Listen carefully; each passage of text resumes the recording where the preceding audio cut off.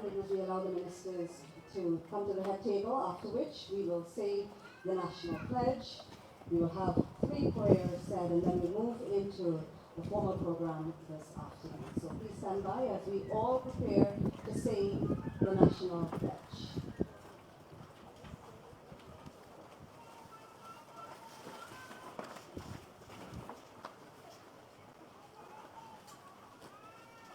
Let's say the national pledge together. I pledge myself to honor always the flag of Guyana, to be loyal to my country, to be obedient to the laws of Guyana, to love my fellow citizens, and to dedicate my energies towards the happiness and prosperity of Guyana. And now prayers will be offered by the 3 main religions here. We invite Mrs. Jackie Ligar for the Christian prayer, Imam Sherwin Ansrick for the Muslim prayer, and Sir Tony Benjamin for the Baha'i prayer. Good afternoon, everyone. Let's bow reverently. We humbly come before you as your sons and daughters, and thank you for the gift of life and another day together. We thank you for our leader, our president, and his ministers, and all who are gathered here. We thank you for the blessings of this new hospital, which will benefit all residents near and far. We thank you for all the staff of the hospital, Dr. Makwa, the support staff and who labor and sometimes are not fully appreciated, who toil generously given their time beyond the call of duty. And now we ask you, dear Father, for your blessings on our President so that he can continue to lead and have progress. We ask you to guide and bless his efforts to unify our country towards a happy nation. We also ask you, Lord, to touch the lives of our people who do not support the progress that his leadership has done, so that they will and can acknowledge the progress that is evident across our country. We also pray for our township that direct and guide the positive changes that take place daily. For these and all other blessings, we thank you in Jesus' name. Amen.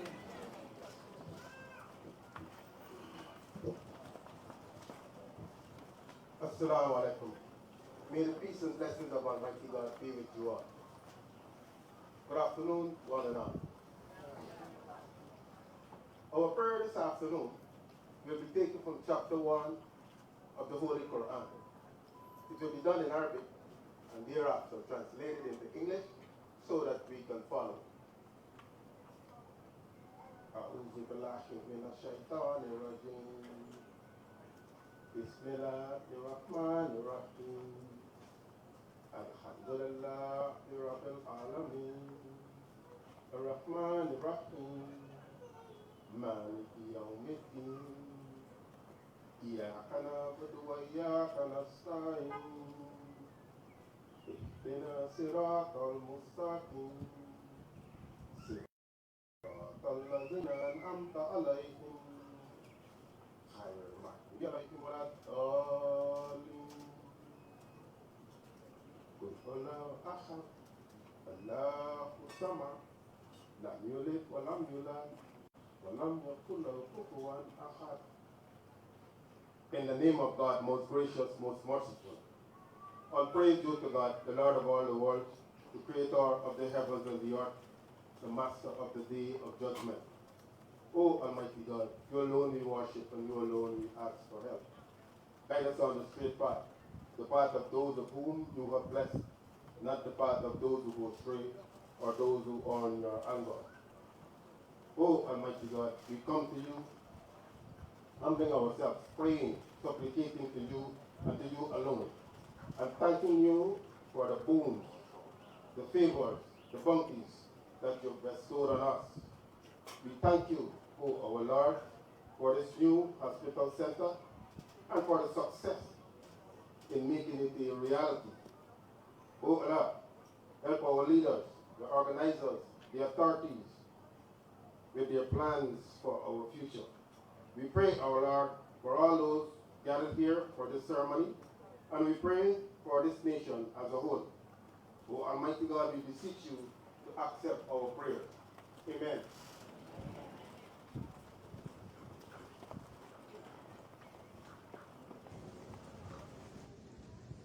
Let's pray, everyone. O thou forgiving God, these servants are turning to thy kingdom and seeking thy grace and bounty. O God, make their hearts good and pure in order that they may become worthy of thy love. Purify and sanctify the spirits that the light of the Sun of reality may shine upon them. Purify and sanctify the eyes that they may perceive thy light. Purify and sanctify the ears in order they may hear the call of thy kingdom. O Lord, verily we are weak, but thou art mighty. Verily we are poor, but thou art rich. We are seekers, and thou art the one sought. O Lord, have compassion upon us and forgive us.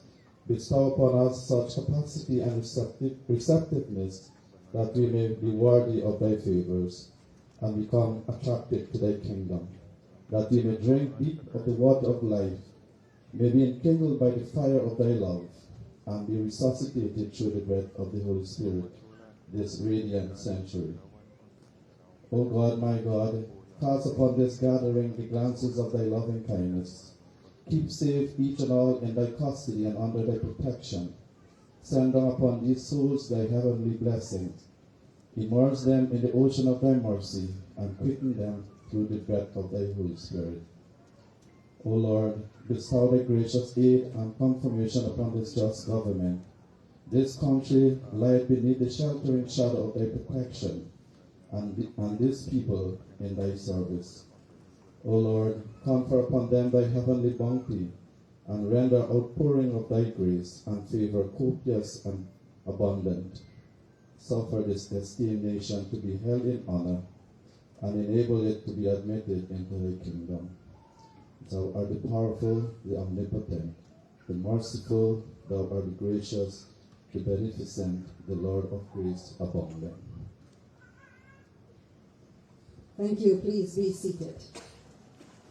Your Excellency, Dr. Mohamed Irfan Ali, President of the Cooperative Republic of Guyana, Honorable Ministers of Education and Health, Priyamani Chan and Dr. Frank Anthony, IDB Country Representative Lorena Salazar, Regional Chairman Brian Alicock, Mayor John Macedo, REO, PS, DG, CEO, RHO, REDO, other program managers and HODs of the RDC, members of the team, the visiting team from Brazil, team members from Sinopharm, reigning Miss Amerindian Heritage Queen, Noreen Alfred, Tushaus, councillors, ladies and gentlemen, our beautiful students, Miramang.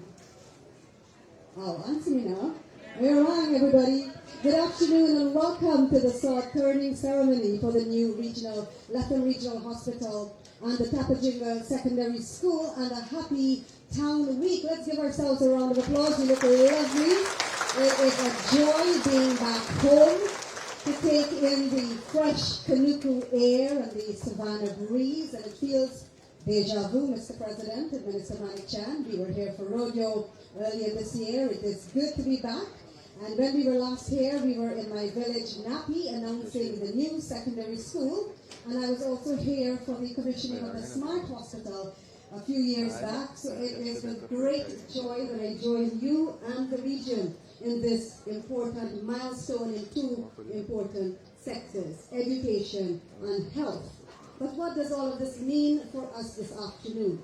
It means further development of you, our human resources, and of course, the wealth of the nation depends on the health of the nation as we forge ahead as a leader in a green and sustainable country, Guyana. So to give the town's welcoming remarks, I now invite His Worship, Mayor John Macedo.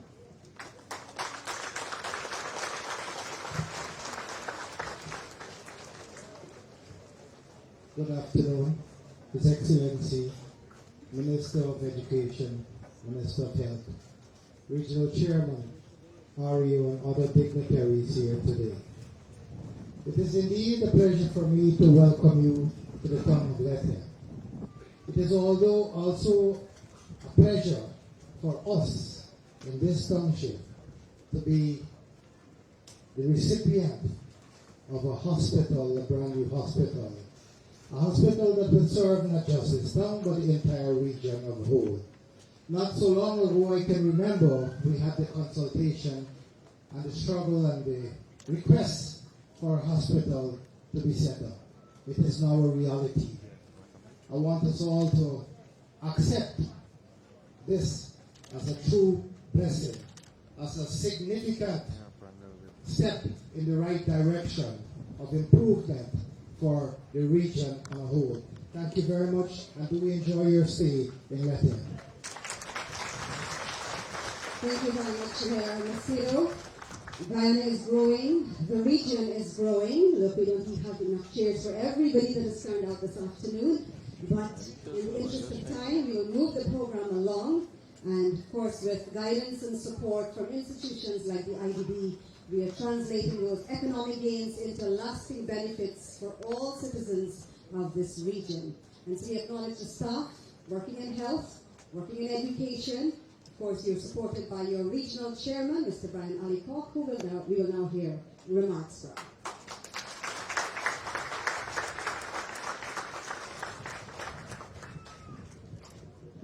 Thank you very much, Michelle.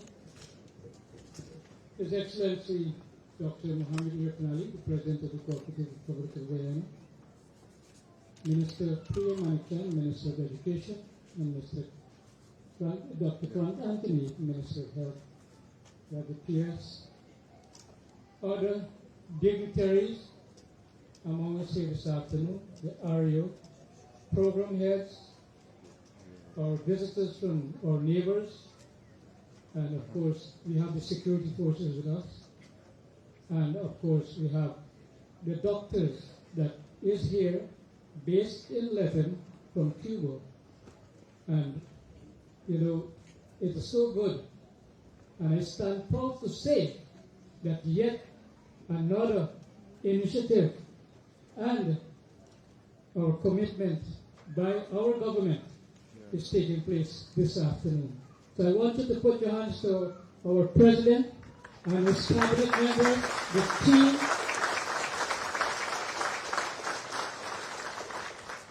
You know, sometimes my head swells when I look at these things. The kind of commitment, the kind of progress that we're making.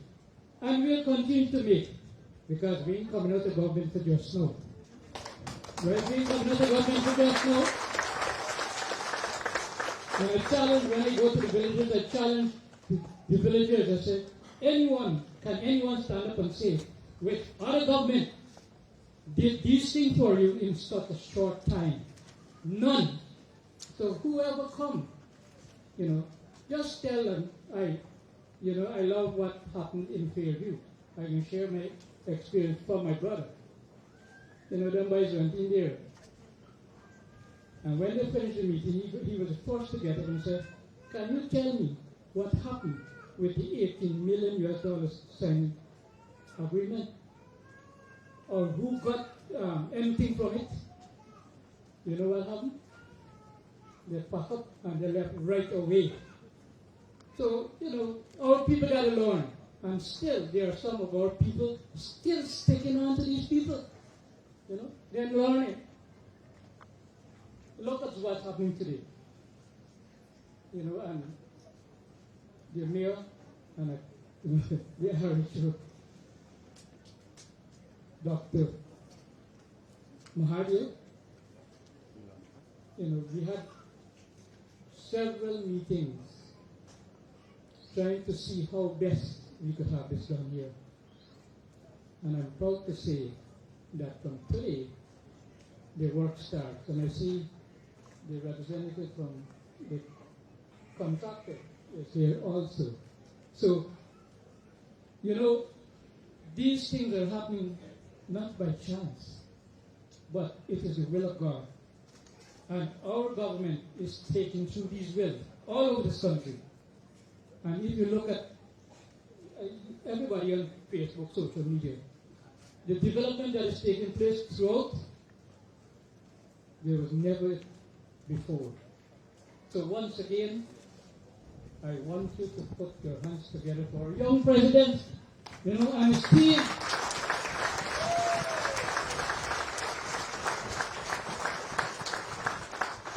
And we never leave God.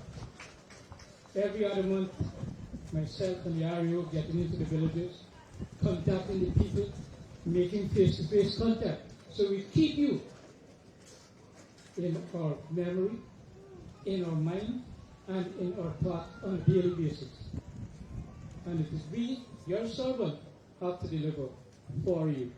So once again, I must thank all of you for coming out. I know I have some friends from Brazil over here, and they asked me, if they could come. I said, of course, because the kind of relationship, and Dr. Mafat could substantiate the fact that every single day, I sign not less than 5 or 6 requests for surgery to be done here. And we have our Cuban doctors who do the surgery, our Guyanese doctors who are doing surgery. So once again, we are up top there, so providing services. And not that alone, I learned that this hospital, sooner or later, we can train doctors right here in Lethem. That's the plan in the future. We don't have to go to Cuba. Or we got to contract some doctors from our neighbors. And of course, we have our Guyanese doctors and our Cuban counterpart who are now residents of Guyana. Right, so once again, thank you for coming out, and do enjoy the rest of the day, because there are several stuff coming this afternoon. So thank you so much, and see you later. Thank you very much, RC. Indeed, you mentioned our doctors that are on loan to us from other countries, but we'll take a moment to recognize our homegrown and good doctors like obstetrician and gynecologist Dr. Teresa Mansing from right here, heading the neonatal intensive care and organ services. Even folks from Venezuela and Brazil come here now, as we heard just now from RC, that has reduced referral rates to Bovista. We recognize all of our midwives. I understand there's a special lady, Nurse Yolanda Isaacs, who has really been helpful to our mothers here in the region. Another homegrown specialist is Dr. Roland Chowie, General Surgeon, Dr. Shellen Ambrose, Medical Superintendent, and as RC said, many other local doctors in training. This is the sword turning ceremony for 2 big projects, the new Lethem Regional Hospital and the Tapajinga Secondary School. And with a poem suited for this afternoon's occasion, I'm now going to invite Lydia Hendricks, a student of St. Ignatius Primary School, forward, and her poem is suitably titled Celebration.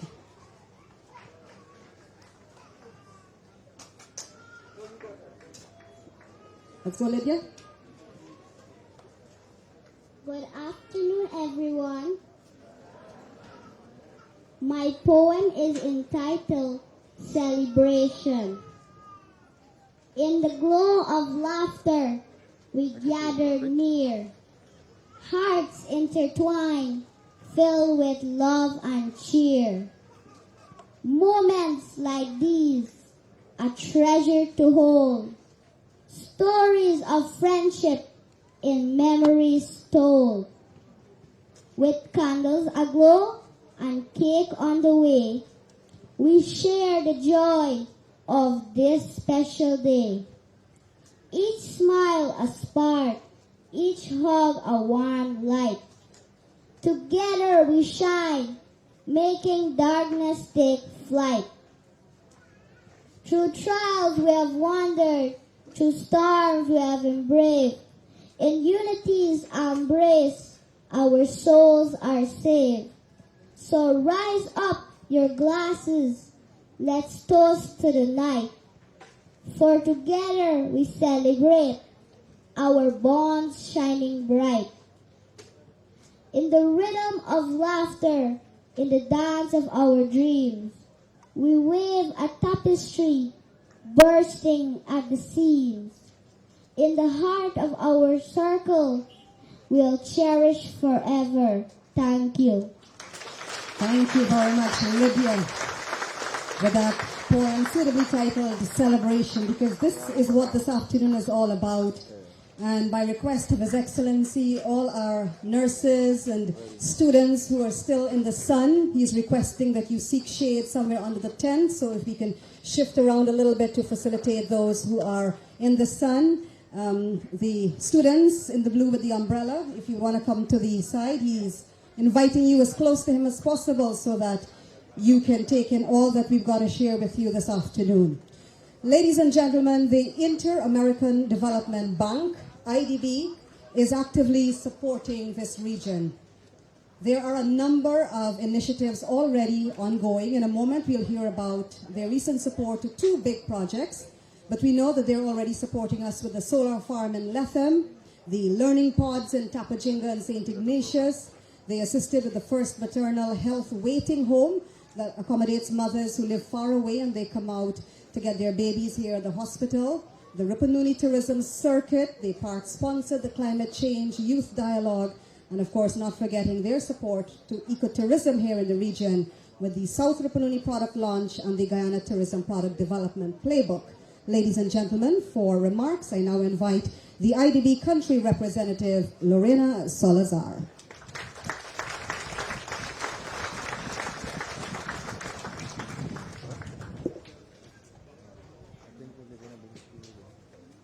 Good afternoon. Thank you. His Excellency President Dr. Mohamed Irfan Ali, Ministers of Education, Health, Regional Chairman, Mayor in Lethem, and other representatives from the different communities and also the sectors, health, education, and other guests and colleagues. Good afternoon. This is a great honor for me to be here today in the beautiful Region 9 in this important milestone for Guyana and the health sector.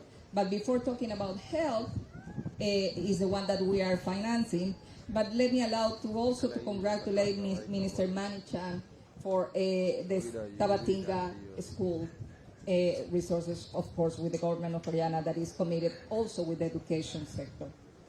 On behalf of the Inter-American Development Bank Group, I would like to express how proud we are to support the health and education sector, and specifically in this case, the health sector, which is part of a broader effort to ensure that every Guyanese has access to timely quality of health care, regardless of where they live. This hospital and expansion, this new hospital, is more than just the infrastructure. It is critical investment in the future of the well-being of the people in Region 9, and to extend coverage of diagnostics, medical consultations and procedures, as well as patient management services. It reflects the government of Guyana's commitment to enhance the public services, particularly in the hinterland, by prioritizing health in its development agenda. The government is setting up the groundwork for a healthcare and strong nation. The project aligns with IDB strategy by enhancing the healthcare services, which leads to better health outcomes, crucial for human capital development and economic growth. It is also strengthening the institutions' capacity within the healthcare sector, ensuring more efficient digital transformation and public health services itself. This new hospital that demonstrates how targeted infrastructure investments can significantly improve the healthcare access to quality, leading to better health outcomes and long-term economic, socio-economic development in Guyana. We are pleased to be working alongside with the government on this important initiative and are deeply committed to bring for fruition. This hospital, along with the hospital of Moruca, Cameron, Keito, are essential steps forward, building healthcare system that meets the needs of all Guyanese. We look forward to the day when we will return for the inauguration of this hospital. Not only all that, but also the others, where people across the regions will benefit from improved access to quality of health care. Let me commend you, Honorable President of Guyana, for your vision and leadership in this transformative journey, and to you, Minister Anthony, for your dedication to advancing healthcare in Guyana. And thank you to everyone that has been involved in this process for this project. And together, let's move forward to bring this project to life. Thank you very much.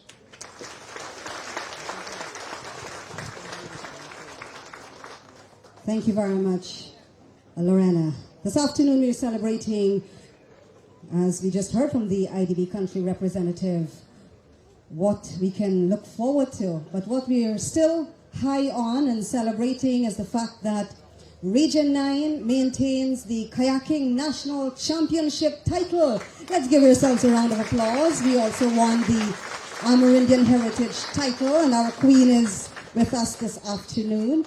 And so, you know, when we think about this hot weather and we feel so hot, you just want to go and swim, and we could understand why you're winning the kayaking title for 3 years in succession. Rupununians have the ability to adapt our culture of canoeing to kayaking. So congrats to all our students who've participated and have won this title for 3 years. We continue to ensure that you stay hydrated. We're going to serve you some cold water and some juices, so please help yourselves as they come around. We want to ensure that you are comfortable, but we can respond to any eventualities here this afternoon. After all, we are in a health facility. Ladies and gentlemen, access to education and health are two fundamental human rights. Access to more opportunities in education means that we are developing your competencies, the potential of our communities, and certainly the region. And it means that we are a step closer to achieving universal secondary education here in Region 9 and SDG number 4. Simply put, everyone, education is accessible, it's comfortable, it is equitable. So it's my pleasure now to invite the Honorable Minister of Education, Priya Manik-Chan, as we continue to make others comfortable as you come into our program this afternoon. Thank you very much, Michelle. Excellency, President Ali, colleague Minister Frank Anthony, Lorena from the IDB, Chairman of the region, Mayor, and everyone else here this afternoon. Good afternoon. Particularly our children who are here with us this afternoon, a very good afternoon to you. We're very, very glad to be here this afternoon because today we do two significant events with President Ali. And that is the President turns the sod for the building of the hospital and for the building of one of 5 secondary schools in the region.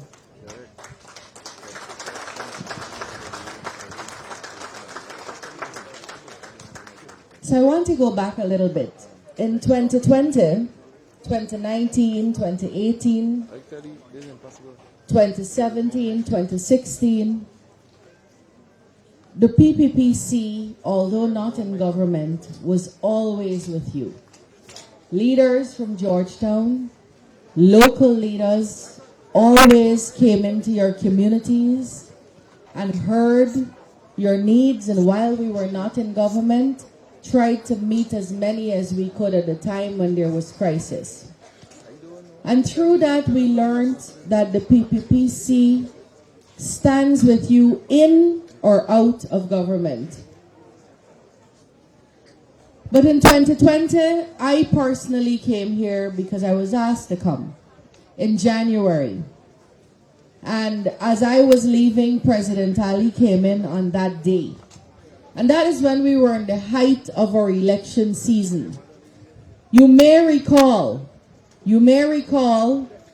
that the then government fell to a no confidence motion, which means that the people of Guyana said they no longer had confidence in that government, in 2018, to be precise, on the 21st of December 2018. And the law said that we should have gone to an election in 3 months, by March. And it took almost 2 years before we could get to an election, a year and a half. And it took court decisions, it took calls from our international partners and allies, it took pressure brought on by you, the people, to make sure we got an election.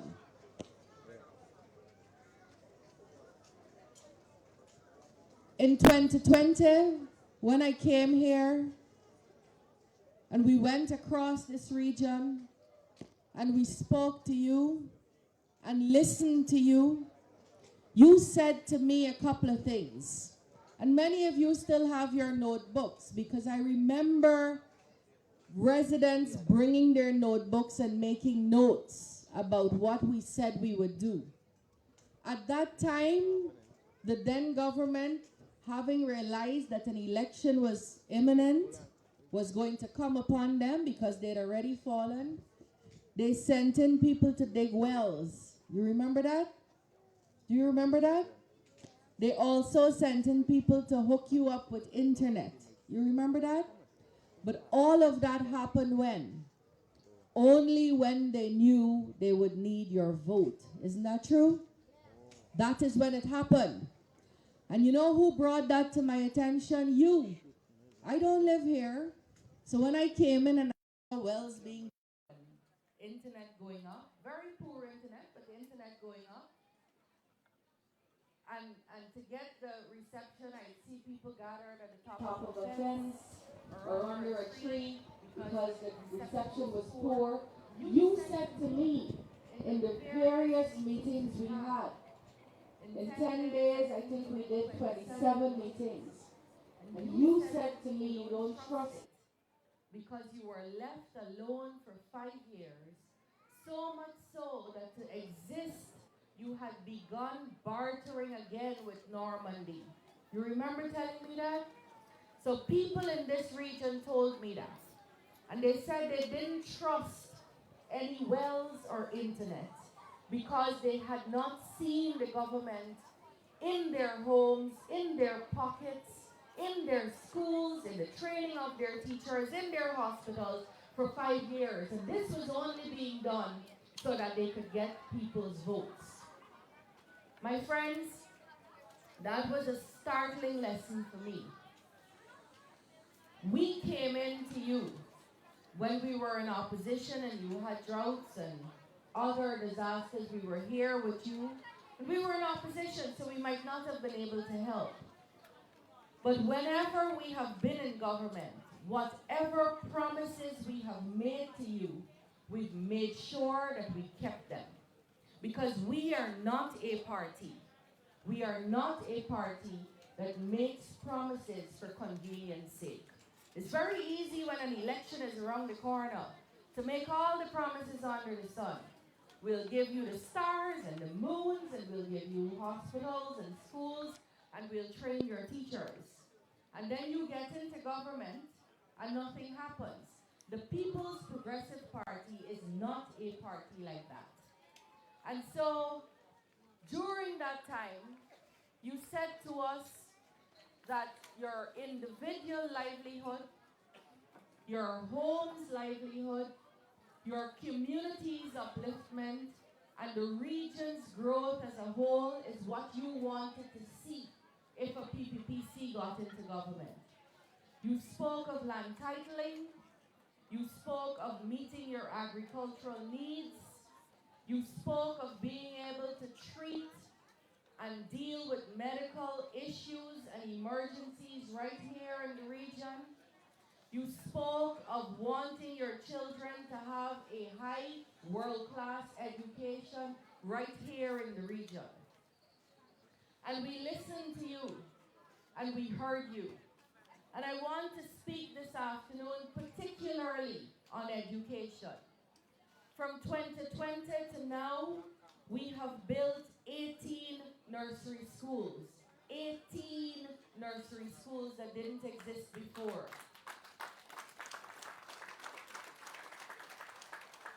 They were built in Simone, Quatata, Apatari, Crashwater, Baitoon, Rupanau, Parabara, Taushida, Riwa, Baishaizun, Katur, Karabaru, Kwemata, Konishen, Quatamang, Quarry, Mokomoko.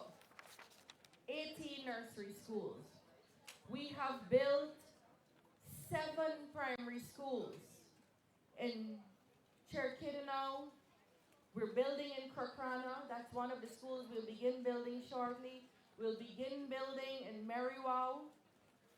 And then Rukamuta, Taushida, Yupukari. Karabaikru, St. Ignatius Primary will begin shortly. And in this region, we have begun to build. It's either at the procurement stage or we're ready to sign a contract to build secondary schools right here in Lethem at Tapachinga. This afternoon, President Ali turns the sod for the Lethem Secondary School based in Tapachinga. We are building a school at Karasabai. We're building a school at Masara. We're building a secondary school at Napi. And we're building a secondary school at Mawaranao. My friends, these Tapachinga,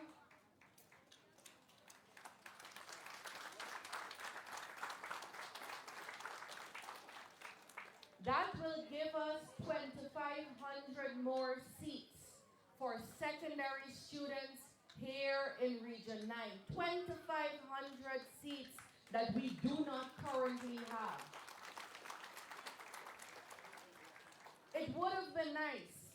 It would have been nice for me to find at least one secondary school that was started and finished under the previous government in their 5 years. But I say this to you, not a single secondary school was built anywhere in Guyana, started and finished in the 5 years that the AP and UAFC was in government. Not one single secondary school. We're building 5 in Region 9 alone in under 4 years. And sometimes we talk about buildings and it sounds abstract. What does it mean when I say there are 2,500 seats that we're going to be giving to students in this region? It means that before this, 2,500 children went without access to secondary school, and Irfan Ali said that is not acceptable, and he's not going to run a government where children cannot access secondary school. And that is why 5 secondary schools are going up here in Region 9. Those 5 secondary schools will give us universal access to education here in Region 9. Universal means all over.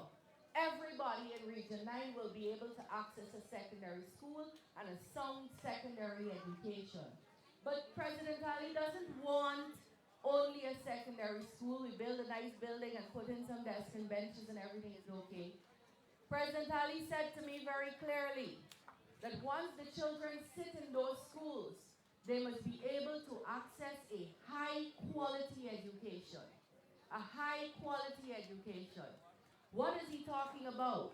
He's talking about making sure trained teachers exist to teach your children.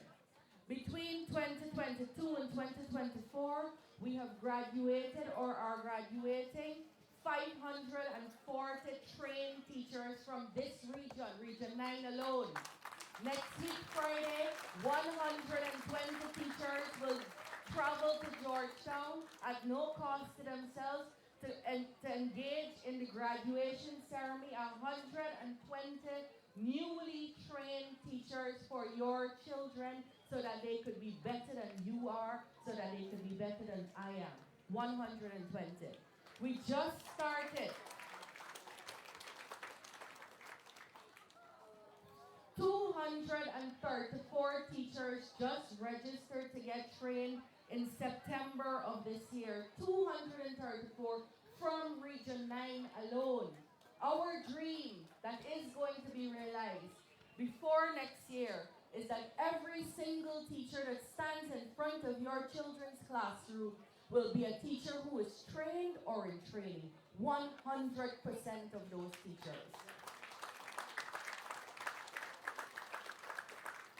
And the aim, my friends, the aim is to make sure every class in nursery has no more than 15 children to one teacher.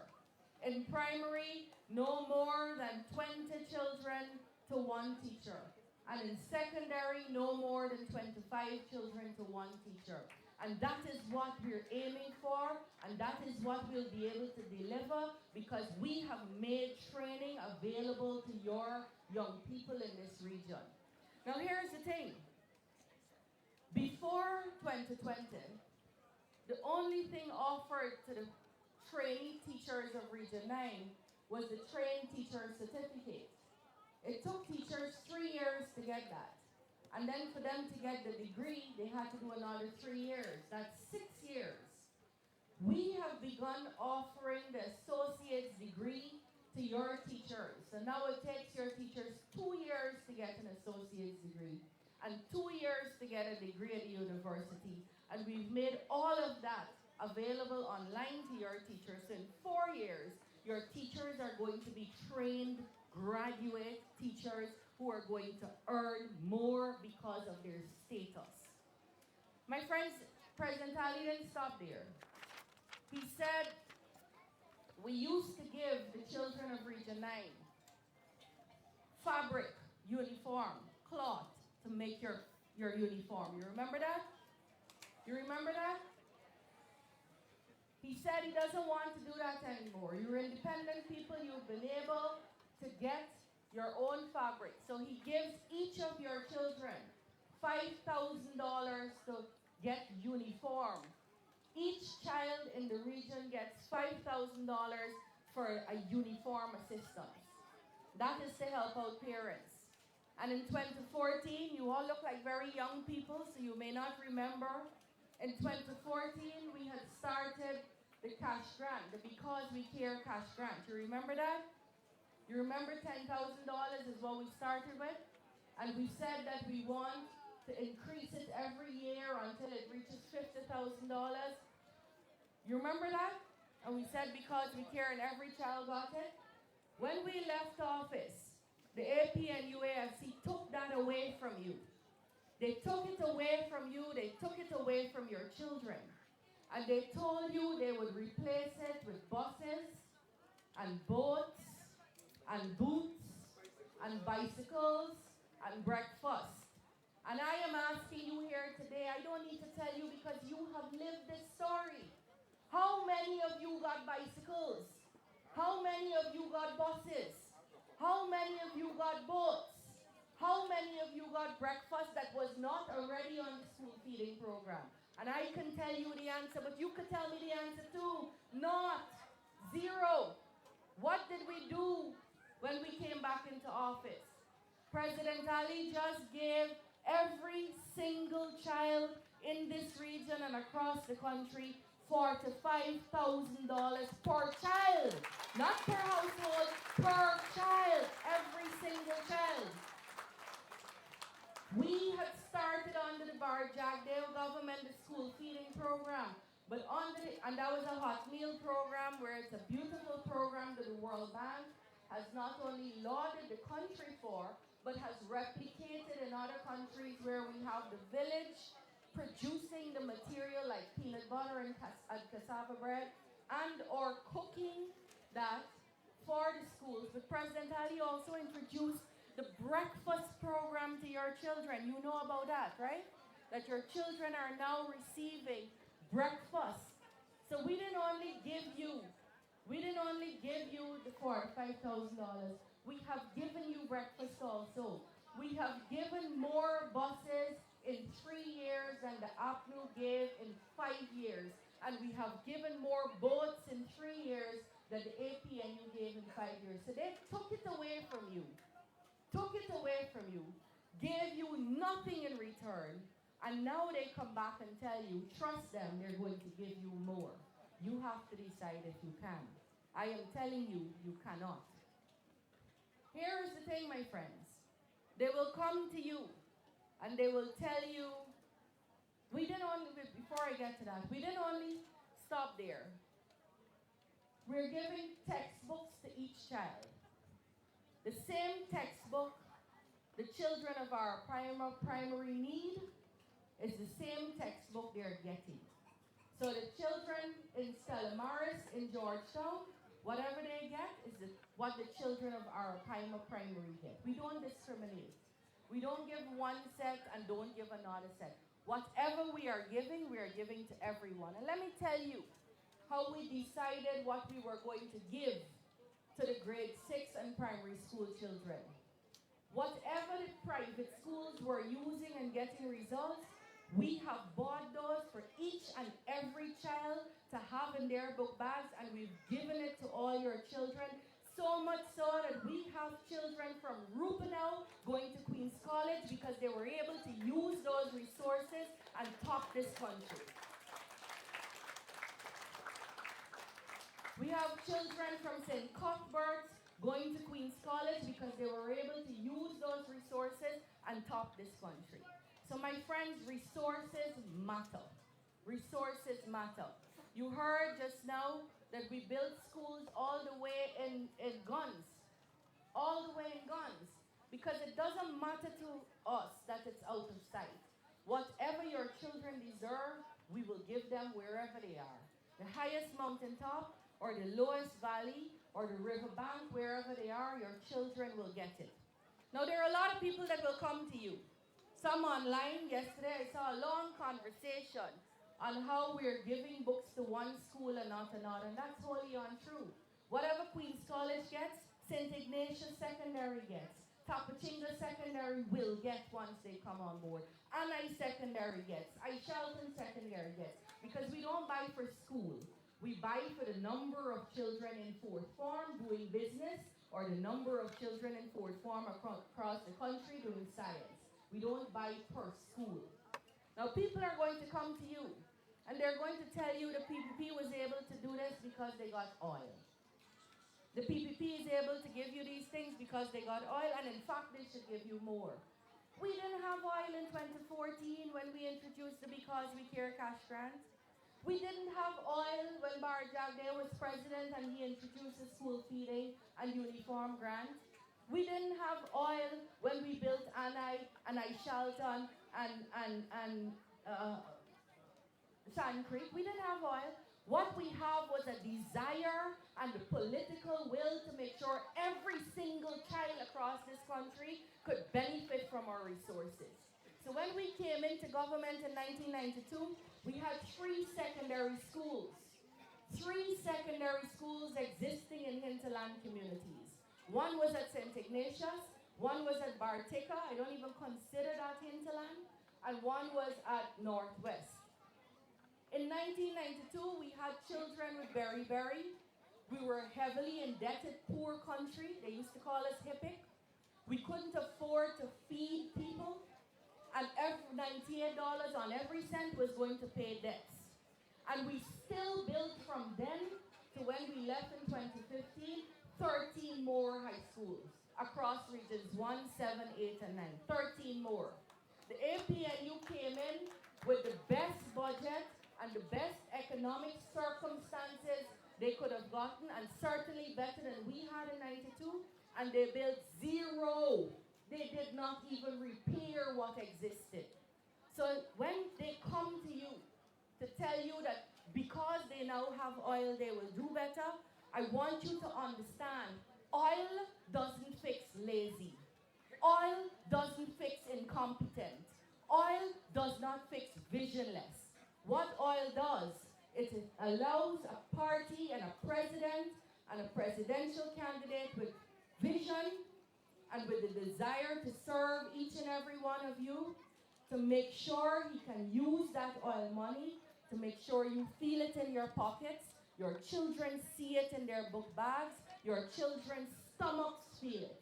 Do you understand what I'm saying?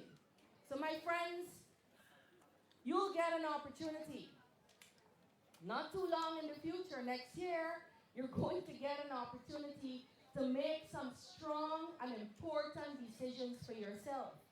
And those opportunities come in any democracy every so often. In our country, it comes every 5 years. And you're going to get to choose next year which will be the party that's going to advance your children's lives. Which will be the party that's going to make sure in your golden years you can access health care. Which will be the party that allows you to connect to the world through the internet. Which will be the party that allows you to experience drinking water from your village. Which is going to be the party that has, well, not will, we have already put television sets, solar, and satellite in all the primary schools in the region so that your children could access whatever the learning channel and e-networks is showing. So you're going to have a choice to make, and it's going to be an important choice. Because I know what you want for your children, the adults here. You want what everybody wants for their children. You want your children to have a life of plenty. You want them to be better than you are. You want them to have a life of no struggle. Isn't that so? Isn't that what you work every day for? And you're going to have to make choices. And people will come with you. And they will tell you all kinds of fancy, sexy things. And they will treat you as though you have no functioning brain. And you cannot, for yourself, analyze where you get better. And I'm warning you against that because sometimes you could get carried away with sweet talk. You know sweet talk, right? You know, like when people courting and they tell you, baby, I'll give you the star and the moon and I'll give you all your heart desires. And then you marry and realize it was a monster. Not all of us, some of us have good spouses. But some of us, we understand what that means. I am saying to you that you could trust the People's Progressive Party, Civic, and Irfan Ali to deliver whatever it is we promise, because we do not believe we have the luxury of making promises that we cannot keep. Where we promise, we deliver.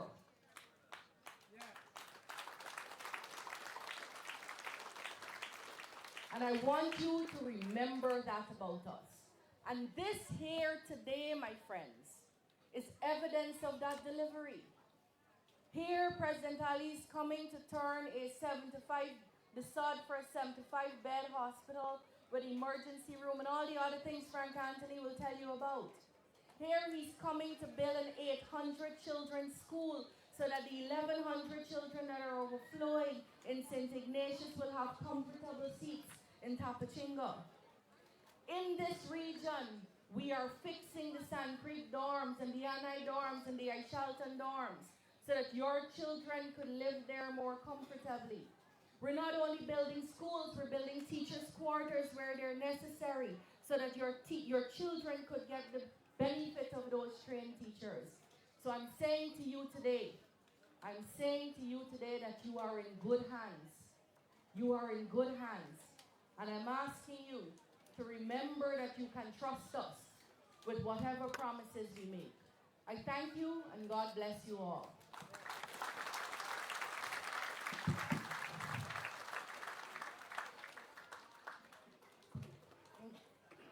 Thank you. Thank you very much, Minister Manik Chand. And we continue our program here in Lethem. As we heard from Minister, 18 nursery schools, 7 primary schools, 5 secondary schools. Do we remember the villages those schools will go up in? Tapachinga, where else? Napi, Masara, Maruranaw, and Karasabai. And President will leave after he has finished turning the sods of the 2 sites. He's going to head to Karasabai to check on the work ongoing there. 2,500 more seats in our secondary schools. That means we are a step closer to achieving universal secondary education here in Region 9. SDG 4. All of us who are in high school and primary school, we're learning about SDGs and what it means to actually fulfill an SDG. At least when you go back to school tomorrow, we can talk more about that. Ladies and gentlemen, in October, we raise awareness, we honor survivors, we support the ongoing fight against breast cancer. And only last Friday morning, there was a breast cancer walk here in Lethem. Minister Susan Rodriguez participated in that walk. Let us continue to educate, to inspire, and to advocate for early detection and life-saving treatments. And at this time, with a traditional dance to honor breast cancer survivors, I now invite the Kanaiki Cultural Group from St. Ignatius with a cultural item. Please give them a round of applause as they come forward. This is a traditional dance to honor breast cancer survivors.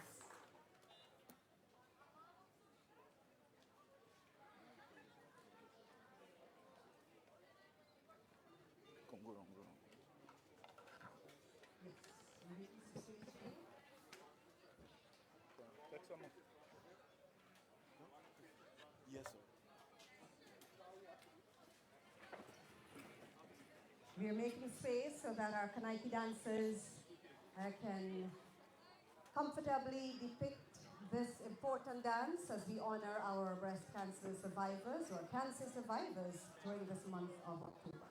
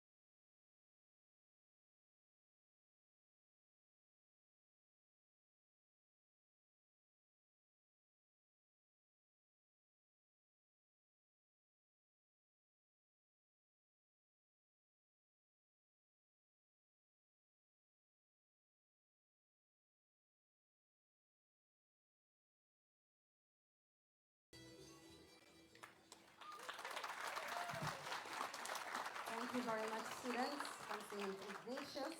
They are the Kanaiki Cultural Group. Ladies and gentlemen, we are here for the turning of two important projects. We heard just now about the Tapajinga Secondary. In a moment, we're going to be hearing more about the next project. But before that, I wanted to take you back to earlier this year when a 16-year-old patient from this region was given a fresh start in life when the doctors here at this hospital, they were able to remove a large congenital hemangioma. That's a medical condition. It affected her right shoulder, so it was basically a very big tumor-like on her right shoulder. And the doctors right here were able to do that surgery and remove it.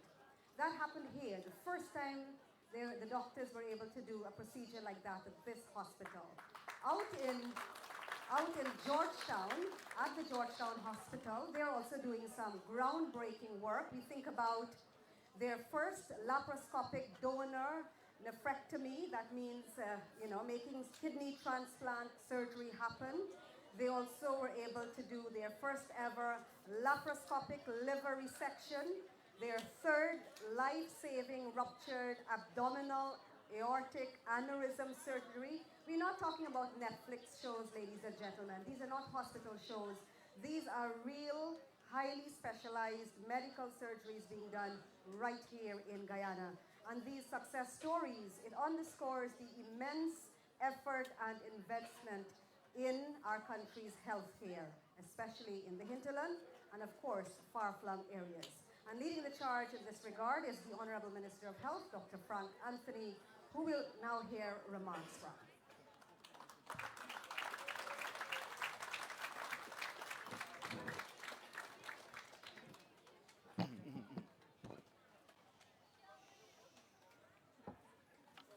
Thank you very much, Michelle. His Excellency, Dr. Mohammed Irfan Ali, President of our country, my colleague, Minister Manik Chand, Minister of Education, Regional Chairman, Mayor of Lethem, other regional officials, government officials, persons from the Ministry of Health, Education, and residents of Region 9. We're very pleased to be here with you this afternoon as we turn the sod for two very important institutions in this region. One would be the hospital, and we have spoken a little bit about what we want to do at this hospital. And the second one, of course, is a secondary school. Now, one of the hallmarks of the PPP is that whenever we are in government, we like to pay attention to helping to improve the people of our country.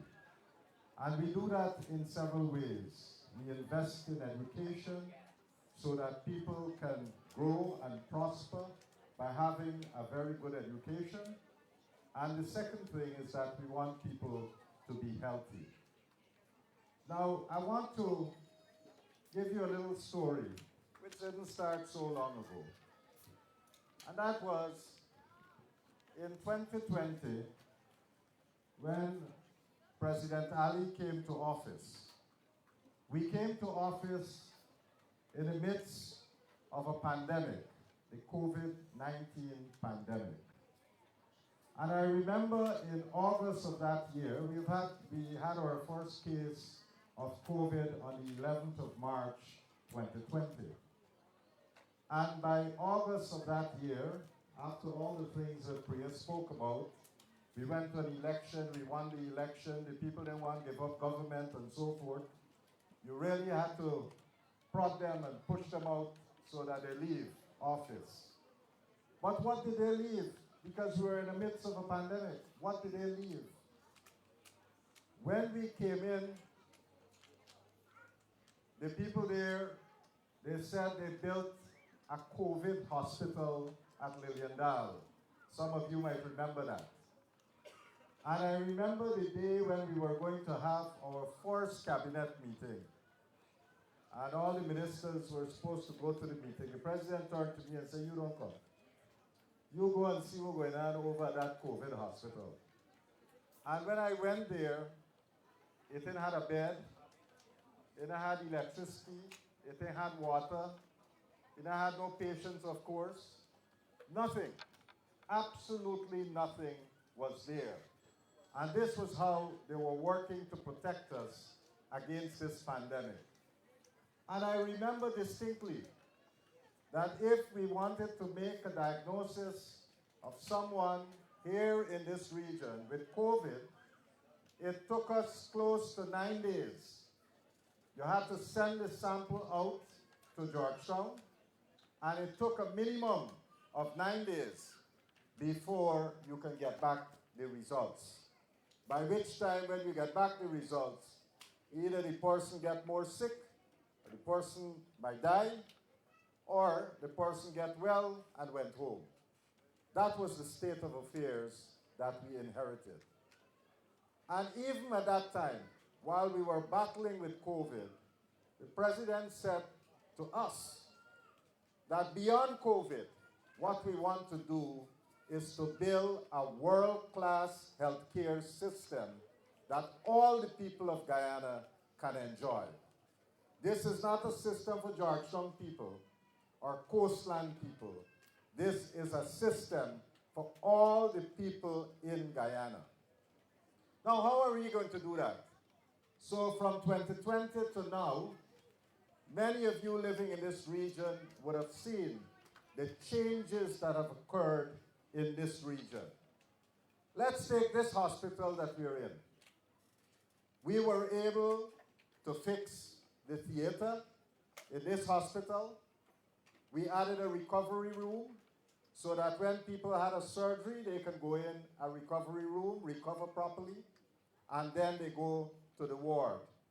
These things were not there before. And what did that result in? In 2020, we were barely doing maybe about 139 surgeries at this hospital. By the end of last year, we did more than 1,000 surgeries right here in this hospital.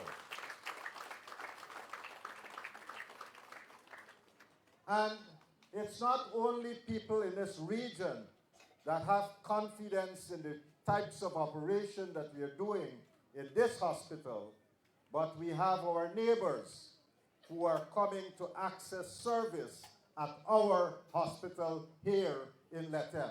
And that shows people have confidence in what we're doing. But outside of surgery, I recall that if someone is pregnant and they have to go into labor, what was the difficulty? People then would leave their village, they would try to get here on time, and many occasions before they got to the hospital, they probably would have given birth along the way coming to the hospital. That sometimes led to complications. We can lose the baby, sometimes we lost the mother because of these types of conditions. What did we do as a government? One of the projects that we had was to build a waiting home in the compound of this hospital. What is a waiting home? So when you're pregnant and you know your time coming near, instead of staying in your village, you come to the hospital, you wait in this facility, and when you go into labor, it's not far, it's just across the road, you come over and you will be able to get good medical attention. And because of that, our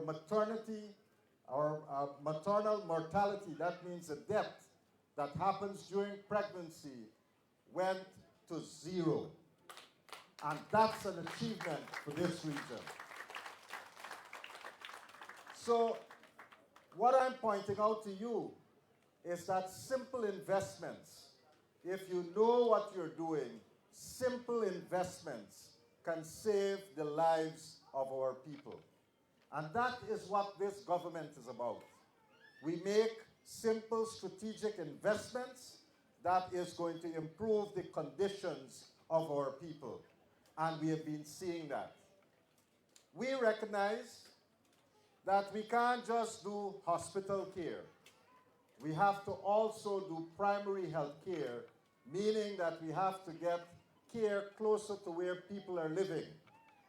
So we have health posts, we have health centers, we have some district hospitals. But again, what were these things like before? Many of the health posts that we had before, they were all run down.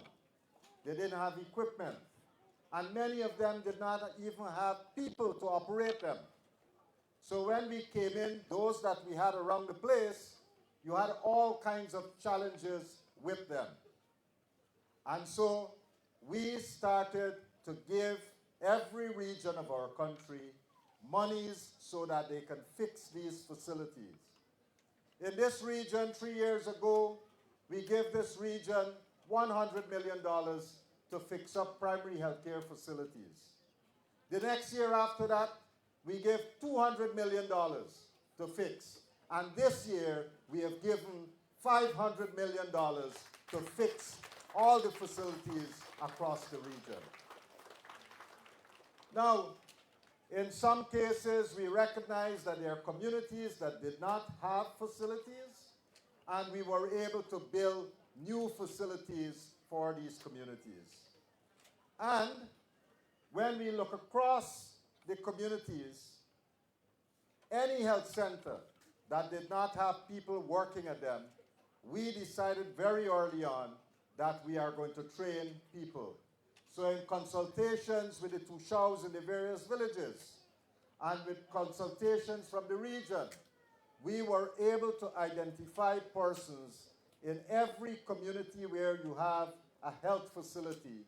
And we have now trained people and send them back. In fact, at every facility now that we have in this region, there are at least 2 community health workers that have been trained and working at these facilities. And that is another big achievement. We also recognize that you need other categories of people. Nursing assistants. We need pharmacy assistants. We need dentexes. We need laboratory people. And all of them we have trained. In the past, one of the things that we used to do was pick 2 or 3 persons, take them out to Georgetown, train them there, and then send them back into the region. But by doing that, we were never able to train enough people. So we reversed the process. And what we have done now is that we are bringing the teachers from Georgetown, and they are working here in the region so that we can train larger batch of persons in these different fields. And we are seeing the results of our training. So we have developed a number of health centers, health posts, all across this region. We have refurbished it, we have added new equipment, and in some cases for the far-off ones, one of the other dimensions that we've included is to put something called telemedicine, where you have internet connections. We gave the healthcare staff there a computer, and we have a number of devices so that if they have a problem and they don't know how to solve that problem, they can open that computer and connect with a doctor, and that doctor can give them advice. Through these systems, we are able to do things like ECG, meaning check your heart. We are able to do ultrasounds so that we can understand if somebody is getting abdominal pain, what is going on in their belly. And the person on the other end, the doctor at the other end, can see everything that is going on and being able to advise the persons on the ground here. And that too has been a game changer for this region. But we are not satisfied with that. One of the things that we also decided is that if we have a district hospital, that district hospitals must function like a district hospital. What do I mean by that?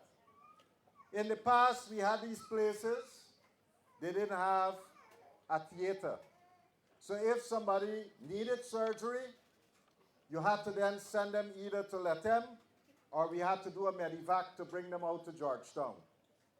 And that, from being costly in terms of time and to that patient's life, it was not, I would say, we could have done much better than that.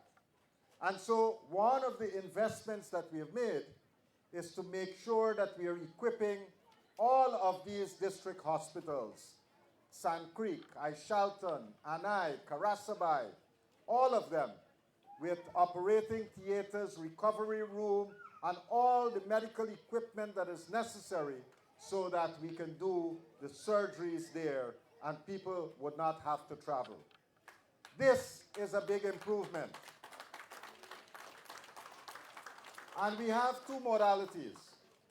One, we are sending in medical teams with surgical skills. So you know they got some surgery that can wait a little bit. So when we send in the team, we have the list of persons, and the team come in on a weekend or come for a couple of days, and they are able to clear up all the backlog of surgeries that are needed. And that has been changing and helping a lot of people in these communities. And then we have the emergency ones, and those we are able to bring those persons out very quickly, and we are able to operate on them. I was looking at some stats. You know, in 2020, in terms of surgical complications and other complications that we had to medevac out to Georgetown, it used to be about 20% of the patients from this region. Today, we have dropped that to less than 3%, and that too is a big achievement. And it shows the capacity, what we've been doing here, how we have been working, that these things are helping us to change how people see the quality of care that we are offering in this region. The government also, we have been looking at some very critical things that we think are very important to our population. One area, and I'm happy I'm seeing so many school children here, one thing that we want to make sure is that our children grow up healthy. How are we going to do that? In the past, the last government, they used to talk a lot about school health. But what do they mean when they talk about school health? They just mean that you're going to talk about it and somehow the people are going to stay healthy. That doesn't change anything. What we have introduced now is totally different. And so at nursery school, when your child is about to enter nursery school, and all those nursery schools that Minister Manichan spoke about, when your child is about to enter nursery school, one of the things that we do is we do a screening for that child. What do we mean by that screening? We check their eyes to see, to make sure that they're seeing properly. And if they're not seeing properly and we need to give them a spectacles, then we give them that spectacles free of cost from this government.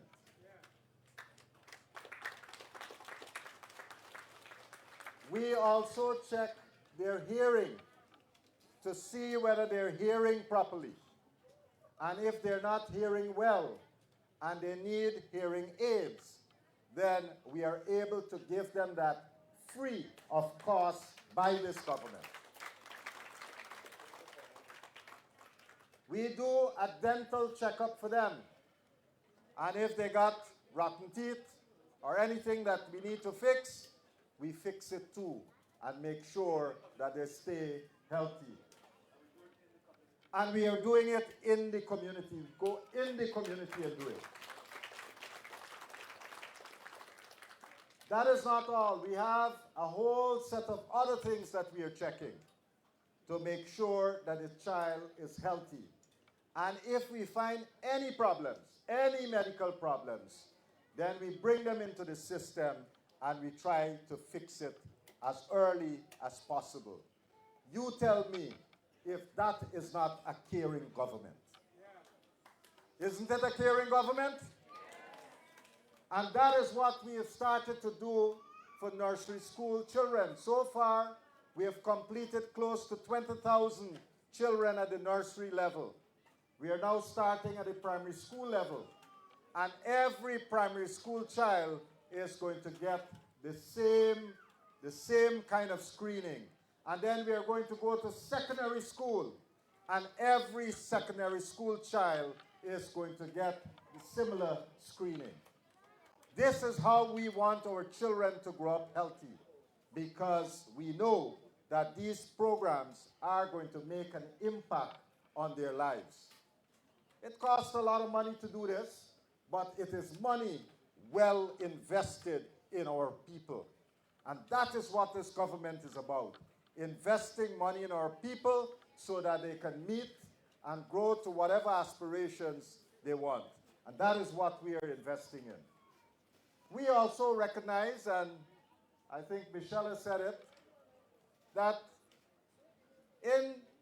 during this month of October, one of the things that we focus on is breast cancer.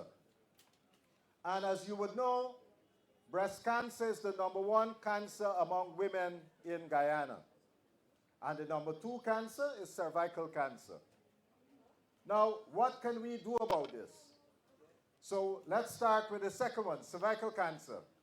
One of the things that we are doing is to make sure that every child between the ages of 9 to 15 can get an HPV vaccine. Once you get this vaccine, it protects you from getting cervical cancer. And we want to work with you so that we can get at least 90% coverage in this region. Once we meet that 90% level across this region, then we will be preventing cervical cancer for our children. Is that something that we can do? Let me hear you. Can't we do this? And that is what we are working on in every community in this region to achieve that 90%. We also want to screen women between the ages of 21 and 65 to make sure that if they have any sign of cervical cancer, that we pick it up early. And if we pick it up early, we can treat it early and prevent complications from happening and prevent people from dying. And so we have a test, and the government is now issuing a voucher worth 8,000 Guyana dollars, and you can use that in any one of the labs so that you can get a test to see whether or not you have any signs and symptoms of cervical cancer. Isn't that a good government trying to prevent this from happening? I ain't hearing you. And that is something that we have been working on to prevent cervical cancer. Now, breast cancer.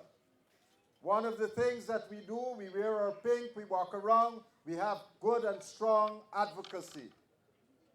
But one way of detecting breast cancer is, apart from checking yourself to see whether you have lumps, is also to do a mammogram. But at our hospital here, we don't have a mammography machine. And therefore, if we have to check someone to see whether or not they have these lumps and what is going on with them, then we'll have to send them out to Georgetown Hospital. And that's a long trip. We don't want people to travel so far. So before the end of this year, you in this region would have your own mammography machine.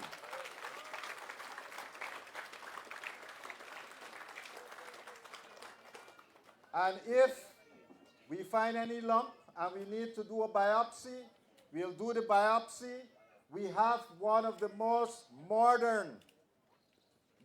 modern lab, pathology lab in the Caribbean. And we will send the biopsy to that lab in Georgetown, at the Georgetown Hospital, and we'll be able to differentiate if this is cancerous or if it is not. And if it is cancerous, what type of cancer, and that would tell us how to treat it. this is advancement that up to earlier this year, we didn't have that capacity. Yeah. And so one of the things that we are doing with that lab is that we have a partnership with Mount Sinai, so that if we need to refer anybody for a second opinion, it goes to Mount Sinai for that second opinion. You know, up to earlier this year, if you had sent a biopsy to Georgetown Hospital, it used to take 3 months to get back the results. And imagine how people used to gotta worry for 3 months to think about whether they got cancer or not. Guess what it is today? With this new lab that we put in, it takes 3 days. 3 days turnaround time. And that is better than many countries in the region. So when we talk about, when the president speaks about this modern healthcare, this world-class healthcare, we're not just making empty talk. Every day we are working on it to make sure that we can deliver and make sure that our citizens can benefit from this. And that is what you're seeing with this lab and other things that we're doing. Cervical cancer treatment. One of the things is that people have to get radiation therapy. And very often that is not available in the country, or the type that we need in the country. And right now, through an initiative of the president, we'll be working to make sure that this comes to our country and that we have a modern cancer treatment program in place in this country.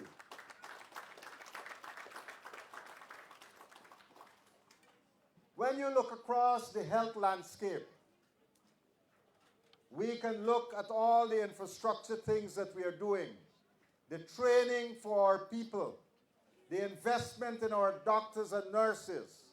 And right here, if you look at the back there, we have a training center. We have a simulation lab at the back there. That was non-existent a couple of years ago. What are we able to do now? Persons from this region who want to do nursing, a registered nursing program, can now go online, start the theoretical part of it, and when they have to do the practical, they come to this simulation center here and do the practical. And by doing that, we hope to train hundreds of young people from this region to make sure they become nurses, nursing assistants, pharmacists, and other categories of people. And yes, we also want to see many more doctors being trained from this region, and we are going to create the opportunity for that to happen. So human resources, we are taking care of that. And when you look at the infrastructure, we have started doing a number of regional hospitals, but with the program that we have with the IDB, this program, what we want to do is to make sure that we build a number of hospitals in the interior of our country.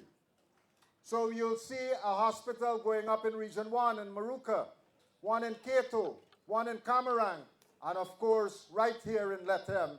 That is the reason why we are here today, to turn the sod for this particular hospital.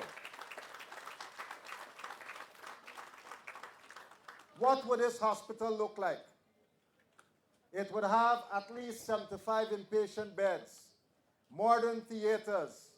It would also have, apart from X-rays and other diagnostic tools, we'll also have a CT scan machine right here, and a number of amenities, so that we, in the future, once this thing is completed, you don't have to send anybody out to Georgetown. All the surgeries and all the things that you need to do would be done right here at this hospital.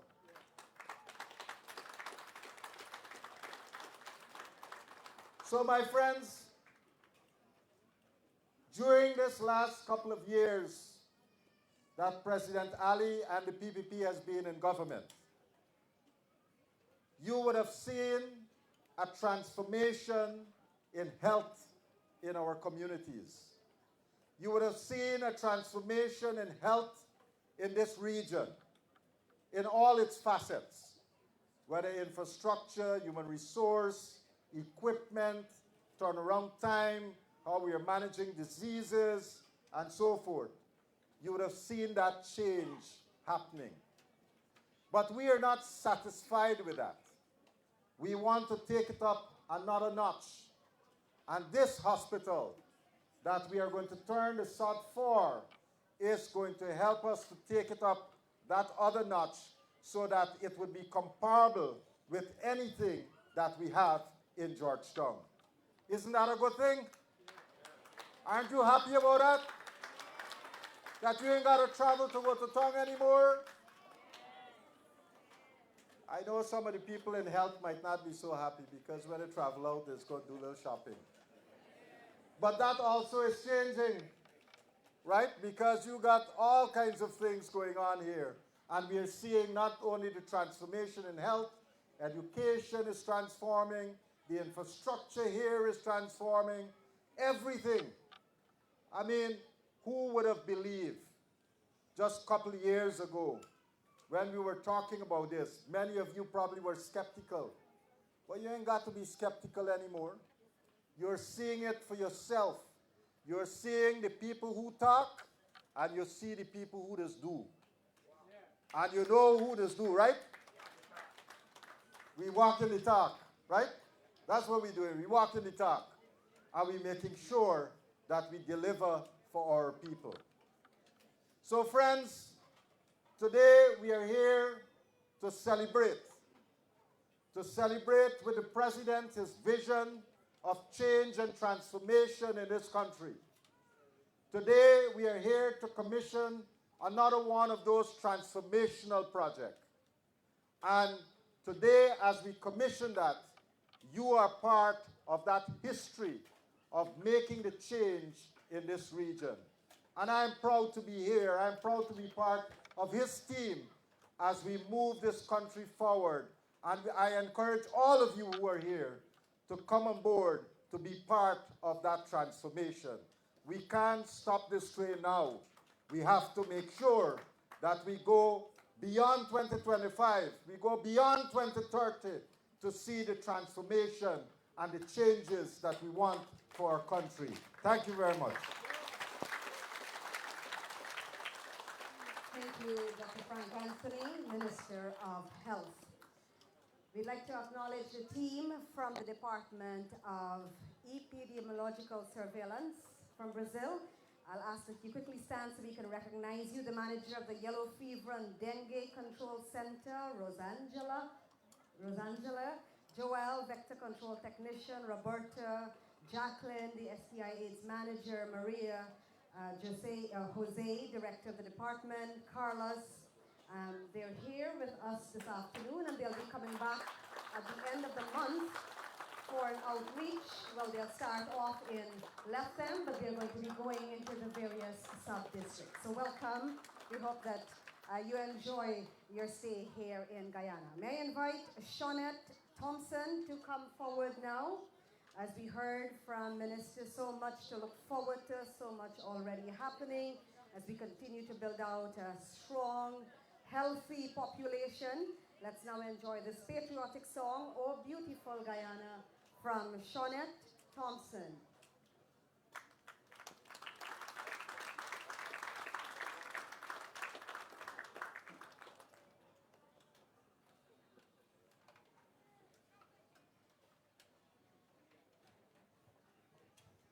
Thank you, Michelle.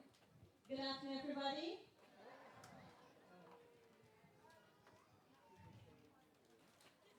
I'm going to sing our patriotic song, Oh Beautiful Guyana. You can sing along with me. Oh, beautiful Guyana, oh, my lovely native land, more dear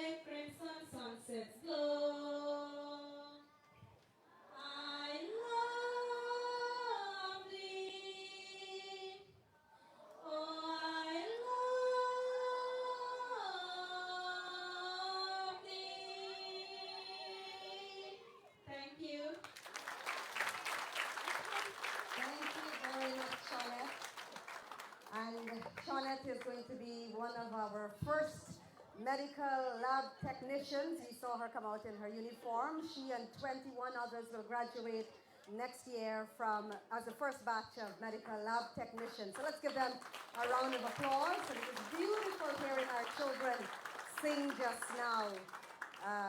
I wanted to ask you to sing again, but then you might not. And then you leave me to sing, and I can speak, I can't sing, right?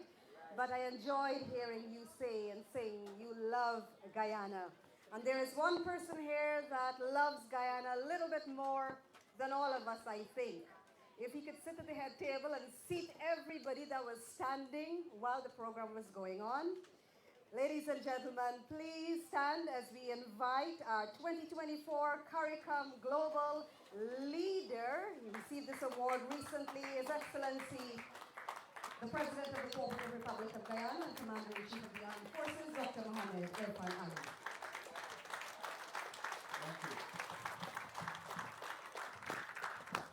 Thank you very much, very kindly. Please have your seat. Today, I really want to acknowledge the tremendous development in our country. And as I acknowledge the tremendous development in our country, it can be easy for us to just be attracted to the physical transformation through buildings and roads and other infrastructure. But for me, one of the most beautiful, transformative aspects of our development over the last 4 years is the transformation of the lives of our people. The building out of a support system to give our young people especially a future that they did not have or have before.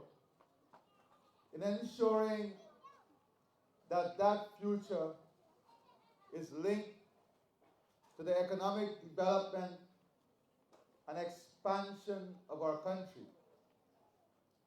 And we launched a human transformation project throughout this country. In that human transformation project,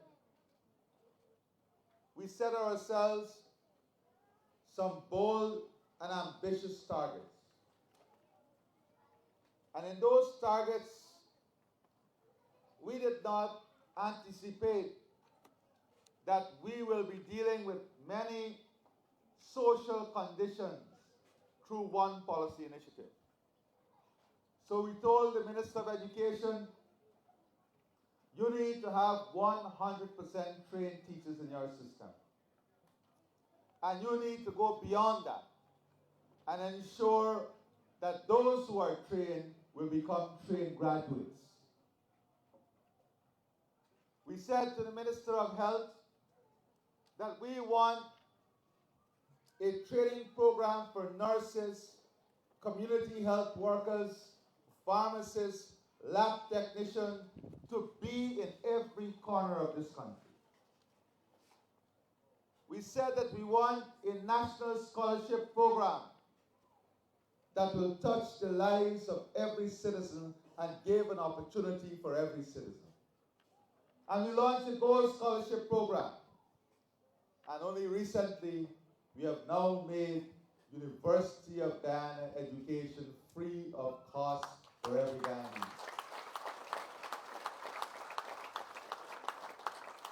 And when I arrived at the airport,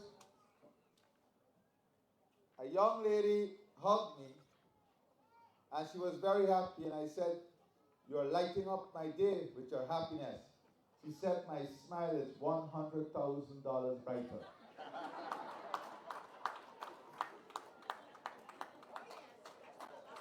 $100,000 brighter. But I want to tell you something about this $100,000 today. You see, every single opportunity in life can be used to create a bigger opportunity. So if you have a village with 500 persons who will receive this $100,000 each, which means that for every 10 persons it will be $1 million. For every 100 persons it will be 10 million. For 500 persons it will be 50 million. And let us say we decide that as a community we're going to take half of it, each one of us. We're going to put it in a fund and we're going to invest it to generate $200,000-300,000 per person in 6 months. And what am I talking about? If you take 50% of it as a collective and invest it, you can have tunnel houses to do 40,000 chicken, 50,000 chicken.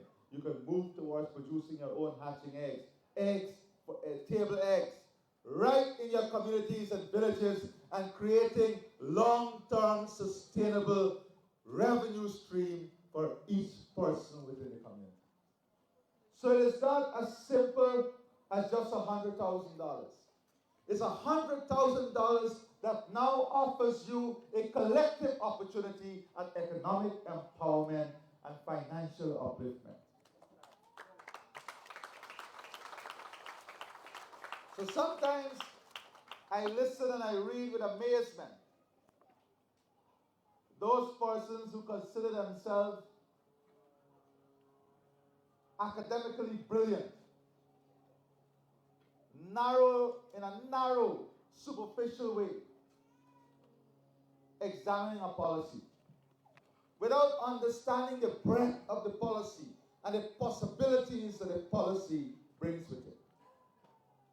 And that is the difference between an idea and a vision and being able to implement an idea and a vision. So if you look beside me here is an example of an idea and a vision. Look here. What do you see? These are young people from your region. A sample of young people from your region who 3 years ago or 4 years ago would have never thought that right in this region they would have had the opportunity to become nurses, nursing technicians, and trained teachers in this region. This is social empowerment. This is economic empowerment. And for those who want to understand gender empowerment, this is the most classic case of gender empowerment anywhere in the world. Look at what you're seeing here. 3 males, and this is just a sample. More than 90% of all those who are registering in the nursing program, the community healthcare program, the pharmacist program, they are young girls and women, bringing empowerment to home, creating a new narrative. This is the power of a policy that goes beyond the delivery of a singular product. And today, we celebrate these young women and young men.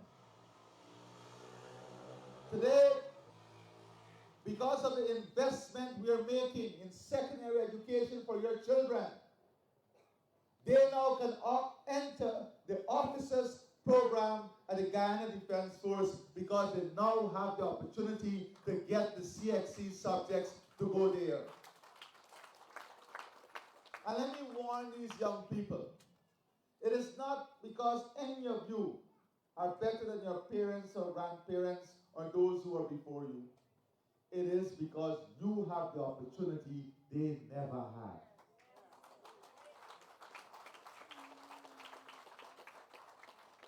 And that is why You're growing up in an era where all of you should understand what the People's Progressive Party civic government is about. The PPP is about creating and giving opportunities that you never had before to build stronger, better, more viable, sustainable, and resilient communities. And this is not loose talk. Today, I can stand behind the power of faces that can tell the story of what we have achieved. And this is just a sample. And when you look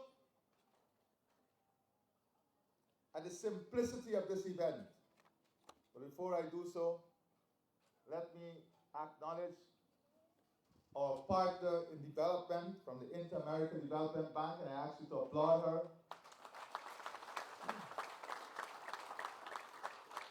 Many times these institutions can be burdensome in moving projects forward, but I must say, our partnership has been nothing short but exceptional in the delivery of the services and infrastructure. But when one speaks about, oh, can we eat road? Can we eat a building? It shows their understanding of what development is. How narrow-sighted they are. Not only does the physical infrastructure change your mindset and your culture and the way you treat the environment, it adds value to your property. But more than that, imagine if we had built these beautiful facilities and then you still have to come through the roads that you can't pass through the rainy season to get to the facility. What would have been the scenario? Development is multifaceted. And that is why we are linking the turning of the sod for the school with the hospital today. Because we want to start demonstrating the integrated way in which development supports each other. If the healthcare system is not strong, you can't support healthy children in the school system. If we don't have healthy children in the school system, we can't support students who will come out of the system to function in the healthcare system and the other system within the economy. The reality of the country we live in today is one that is different. But we have to understand, all of us as a people, we have to understand the development paradigm. We have to look beyond the superficial nature of those commentators who will see everything wrong but don't have a clue as to what it takes to fix it. And today, I don't want only to speak in abstract. Because if you do a value for money audit in this region, and what we have achieved in the healthcare system, it will be a story that is nothing short of excellent, exceptional, and above par globally.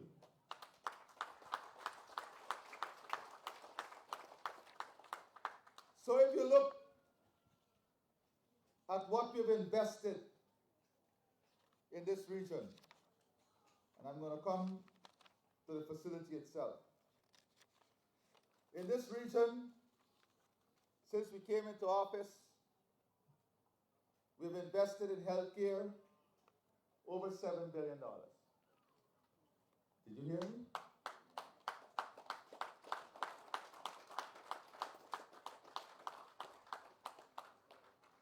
In many developed jurisdictions, in many developed countries in the world, they would never invest this quantum of resources for 33,000 people. That's a statement of fact. You can go check it. What it tells you is that geographic location or size of population is not the bar in which we making meaningful changes for every single citizen.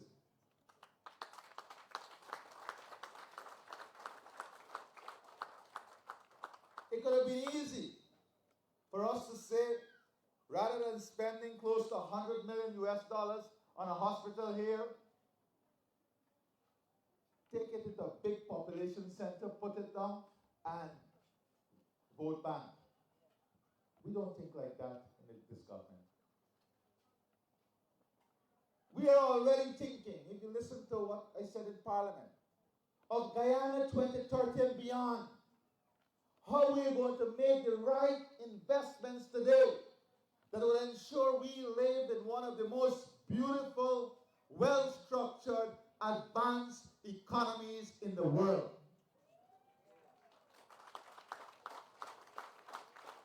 We can't think in this global environment about the 850,000 country. We have to think about a country that must win and win every day in a global environment that is very competitive. And that is what we have to invest. How are we going to invest to make this country win and win every day? And I want to assure our neighbors that I've already said that the prosperity of Guyana must rebound to the prosperity of this region. So I've already told the Minister of Health that this institution must be a teaching hospital. That's the first thing. The second thing is that very soon we'll be signing with the University of the West Indies an MOU to establish a University of West Indies medical school, pharmacy school, and nursing school here in Guyana. And the regional authorities have already said to me that there is a group of investors from the state of Roraima who want to invest in a medical school and medical facility here. So I have this to say to all of you. Let us do it. Let us build in this region, with the support of UWI and University of Guyana, a medical school that can service the state of Roraima, this region, and all of Guyana, so that we can produce global medical practitioners from right here in this region. For your citizens to be competitive, they will have the opportunity of studying in the English environment so that they can move on to global certification. We are ready to partner with you on this endeavor and make it happen. But when one looks at the investments made in healthcare here, and I want anybody, if you look, I'm going to give you the value for money audit results for the investment in healthcare here. New facilities between 2020 and 2024. We had 4 new level 1 facilities, 2 new level 2 facilities, and 4 new level 3 facilities. What does this mean? It means that in 2020, listen carefully, in 2020, the total number of patients the healthcare system saw in this region was 25,000. Right, RHO? Listen to this. In 2020, the total number of patients the healthcare system saw in this region was 25,000. Up to half of this year, in 2024, the total number of patients that your healthcare system saw moved to 67,000.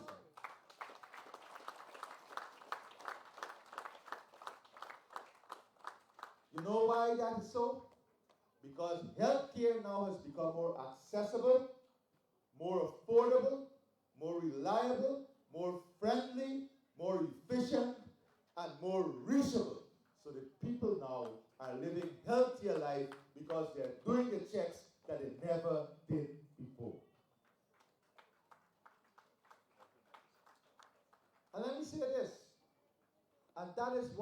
policy is all about. Advancing primary health care so that we can detect sickness, we can detect problems early, and we can fix those problems early. That's not all. In 2020, you heard the minister say, more than 20% of all the patients who came here would have been referred to Georgetown or Bovista. Today, the referral rate to Bovista has moved from more than 20% to 2.7%.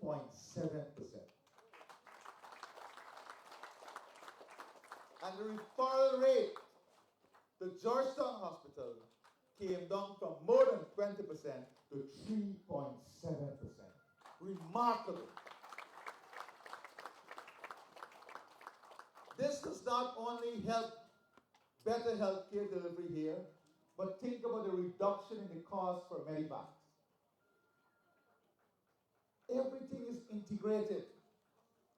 And then let's look at the percentage of patients referred that were neonates for complications.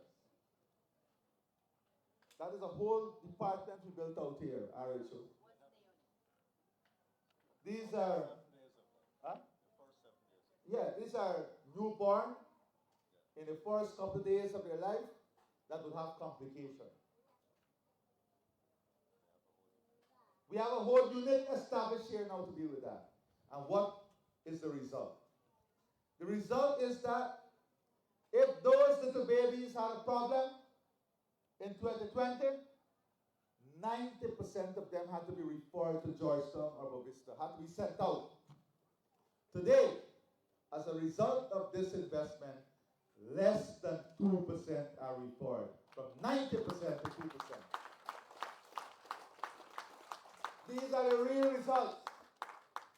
This is not the imaginative mind speaking. This is the facts. In 2020, the total number of patients evacuated was 20%. Today, the total number of patients evacuated is less than 3%. The rep from the Inter-American Development Bank would tell you that these stats would earn you a position in any global health write-up. And this is just 4 years. To support the interconnectivity of the healthcare system in this region, that is the health centers to the main hospital. We have set up telemedicine facility. We have delivered 13 new ATVs, 6 ambulances, 5 XUVs, 4 minibuses, 1 canter, 10 motorbikes, 4 4x4 vehicles, and 4 boating engines. That is to create the connectivity between the health centers and the Lethem Hospital. Isn't this development? Isn't this real progress? And let's talk about drugs and medical supplies. Today, in your facilities in this region, we have more than 90% availability of drugs and medical supplies.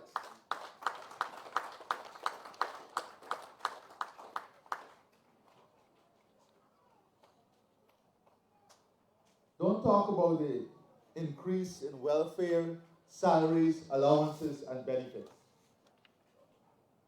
It has almost more than doubled in some instances. And we are going to continue to invest to ensure our nurses, our teachers, our doctors who are serving out here live in dignity with proper housing facility. That is the next phase of development. So that they can continuously operate with high moral and a great motivation. In 2020, Frank told you, we did 189 surgeries here. Last year, we did 1,024 surgeries here.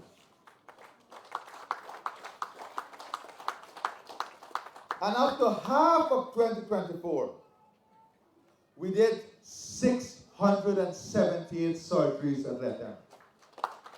So we are on track to surpassing the 2023 number. But you know what is better? Listen to this. In 2020, at Aishalton, we did 0 surgery. Between the latter part of 2023 and half of 2024, we did 85 surgeries at Aishalton.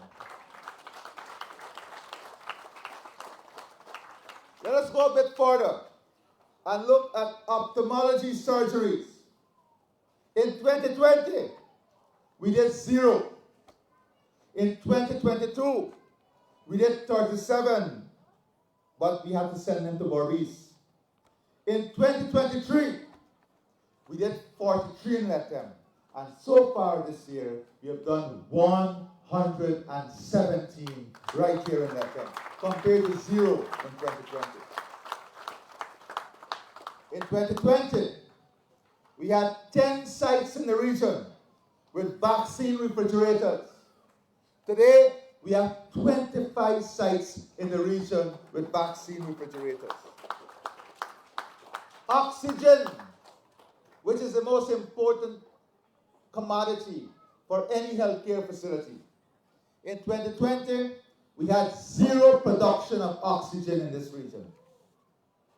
Today, we have oxygen available and produced here and supported with cylinders at 25 sites across the region. Not only at Lethem Hospital, across the region.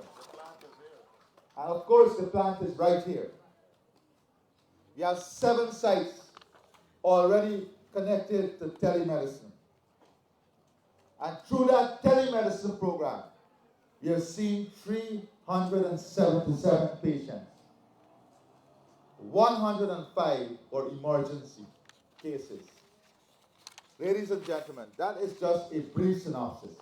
I want all the members of the healthcare system of Region 9 to stand at this point, and I want us to give them a resounding round of applause.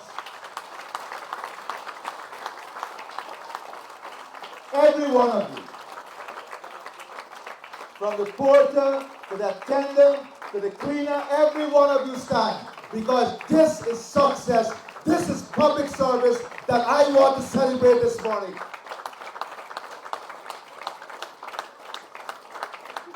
This is the value we want to see when we invest our money into this infrastructure. And you are a prime example of quality service that give us this value. And I applaud you. We are grateful to you. We are thankful to you.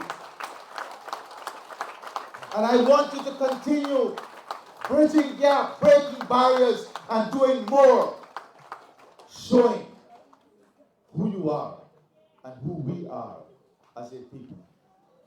Working hard every day to support each other. My friends, the minister said a lot, and I did not intend to speak very long. In education, because we'll turn this out for Tabatinga Secondary. Chairman, when I came here on my first visit, and I think that I have a record of visits to Region 9 now as the president. Right here? Where's Carl, the RO? A very hard worker. He stopped counting the visits now. When I came here on the first visit, residents of Tabatinga came to me and they said, we need a secondary school. Immediately, the Ministry of Education went about doing their technical work and justified that yes, we need a secondary school. Today, we are here to deliver that new secondary school to your community.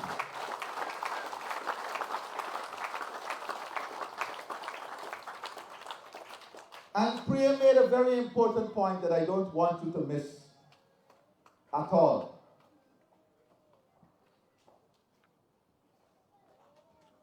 It is not about resources. It's about mindset. It's about how people view you. I don't have to remind you about what the sitting minister said about indigenous people. And I will not remind you. I don't have to remind you that you had the Because We Care grant under the People's Progressive Party civic government without oil. And I don't have to remind you that the APNU AFC government came with oil and took away the grant from you.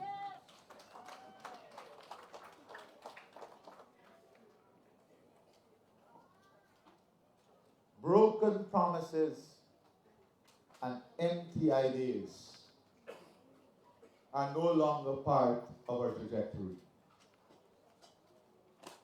We did not only give you, you know, it is interesting. When I said during the campaign that we will deliver 50,000 house lots, they said I'm a madman.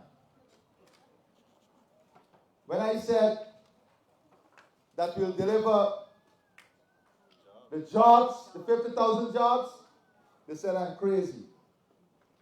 When I said we'll deliver 30,000 scholarships, they said impossible. But I want to quote my good brother, the chairman of this region. With God, everything is possible.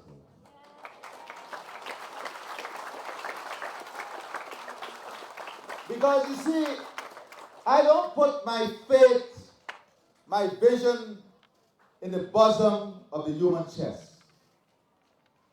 I put my faith in the bosom of the giver of life.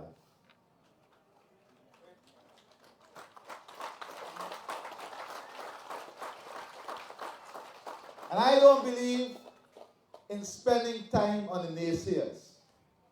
I believe in delivering and delivering every day with hard work.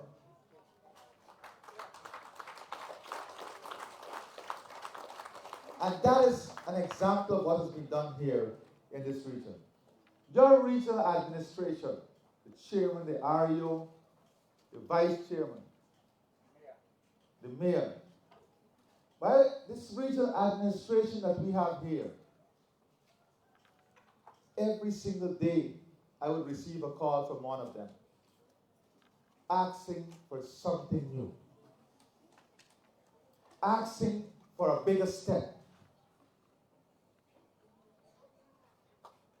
Your chairman, your mayor, all of them, the whole team, the REO, you guys are kind of fortunate because in these people, there is a passion for this region and a passion for the development of this region.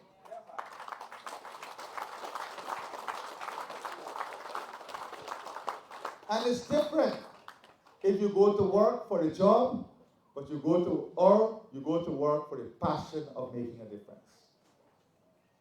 And that is what I see in these guys. I want to tell you that outside of the schools here that we have built, and we have committed ourselves that every school must have some basic baseline facility, proper washroom, and all-purpose tarmac for the children to have recreation, well painted, and furniture. But outside of that you can see physically, if we were not back in government, your children, each one of these kids, yes baby, how are you? Each one of them in this region would have been robbed of a combined $1.4 billion. Because that is what we did for these children. When we brought back the Because We Care grant, we placed in their pockets $1.4 billion.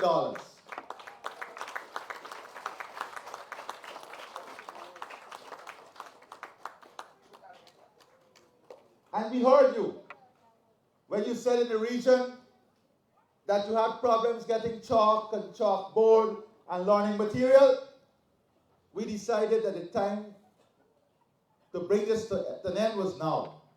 And the Ministry of Education implemented a program of giving every school a school grant, so they don't have to ask the parents to bring chalk to school. And so far, your schools in this region would have received $275 million in school grant to help them with learning aid.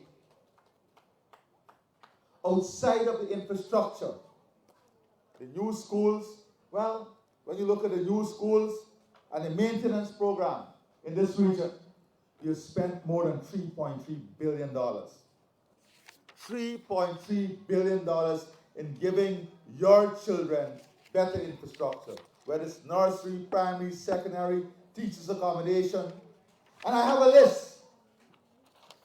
I won't burden you to read it out.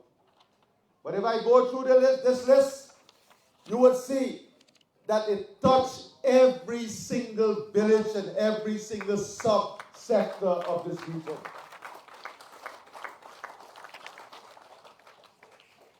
My friends, when I came here during the 2019 period, and I must say the 3 weeks that I spent here were 3 of the most fulfilling weeks in my life.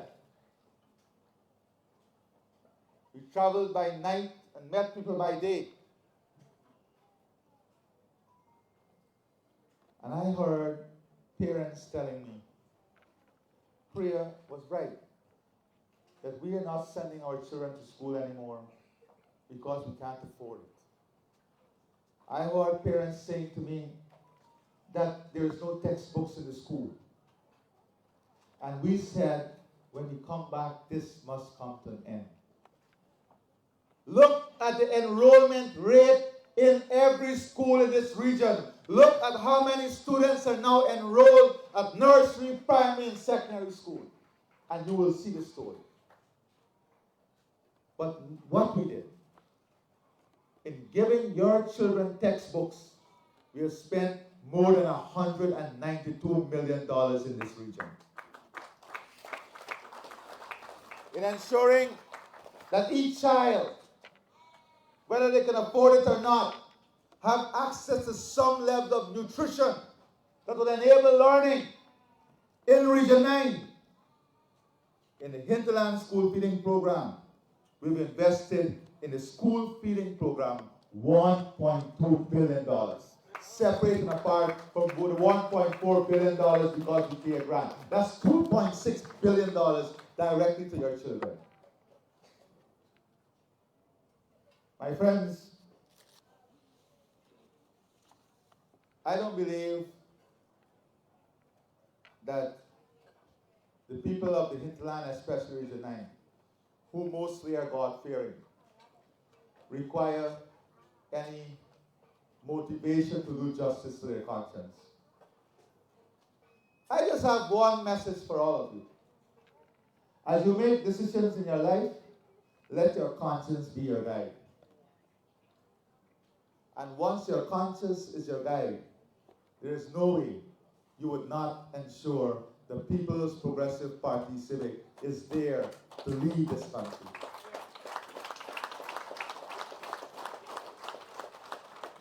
Anything short of that will be an injustice to your conscience. My friends, our investment across this country in every village is to ensure accessibility, quality, equity, sustainability, and possibility. Investing to bring out the greatest possibility that we can have in our human resource asset. Investing to give you the best possibility of life. Dreaming is not the order anymore. It's about achieving. Matching your dreams with investment so you can achieve. You can be doctors, nurses, officers, technicians, pharmacists, teachers, business people. right here in this region. That is what the investment is doing, making possibilities real and not shortchanging you on the quality and the equity. The same level of hospital we will build in Region 4, we are building here. This hospital would cost, I told you just now, since we came into government, we spent about $8 billion in healthcare. Let me tell you this now. In the last 3.5 years, we spent $8 billion. But this hospital that will turn the sod for today is almost what we spent in the last 4 years, almost $6.5 billion. We're going to invest in this one hospital. And you have the same contractors who won the bid that are building the other hospitals in the urban centers in Georgetown. And they better finish it long before 24 months. They know. They better finish it. I don't want to hear about rain.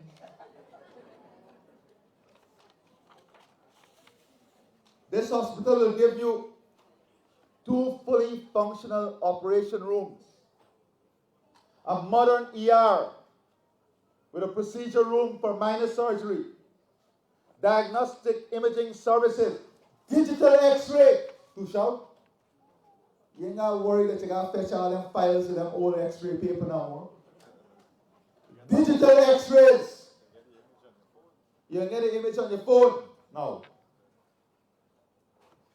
Portable x-ray, a CT machine, and 3 ultrasound machines.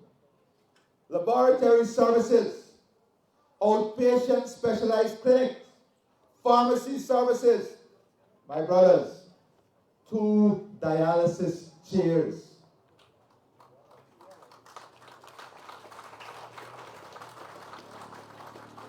A digital health control room.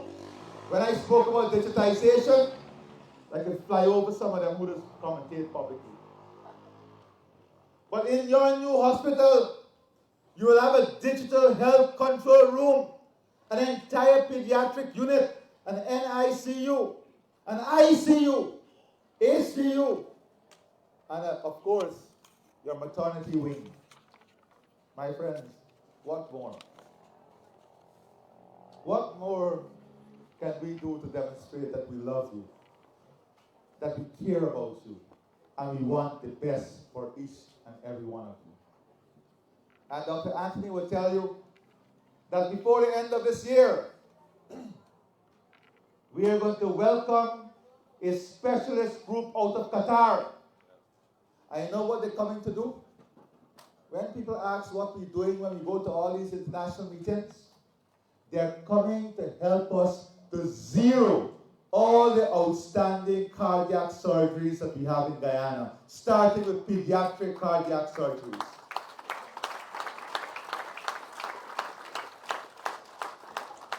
So in the next 6 months, we're going to work with our international partners to zero the waiting list in cardiac surgery in this country, starting with our pediatric surgeries.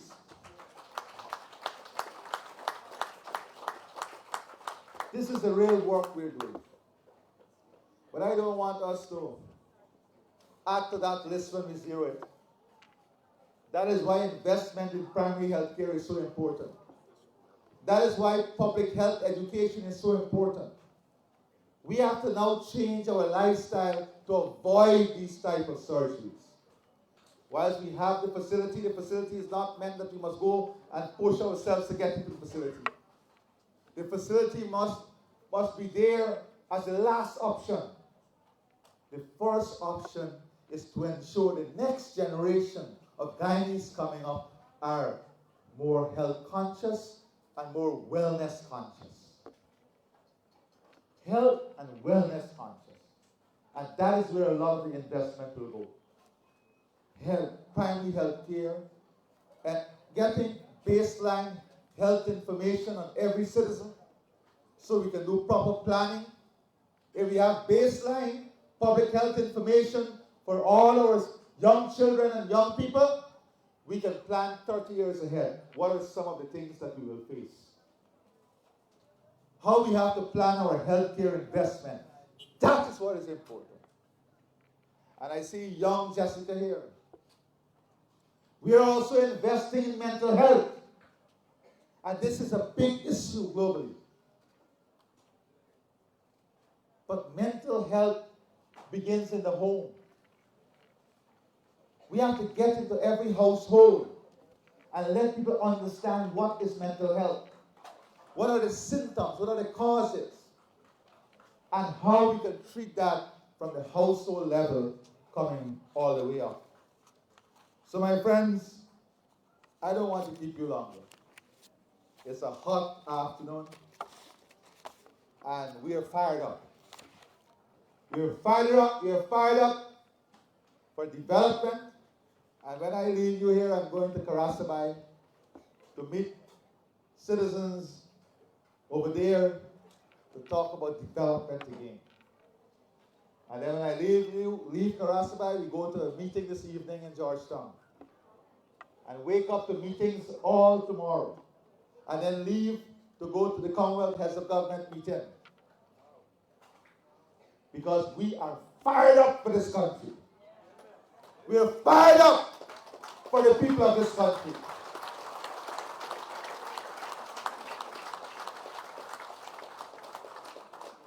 And we want every soul of this country to be fired up about the future.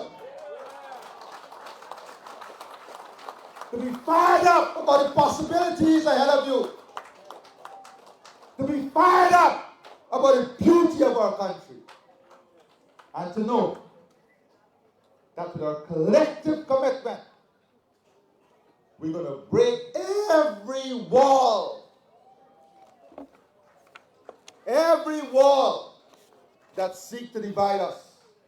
We're going to bridge every divide. Whether it's an infrastructure divide, whether it's a cultural divide, whether it's a connectivity divide, or whether it's a service divide, we are going to bridge every divide and deliver the one Guyana for one people, the Guyanese people. I thank you and God bless you.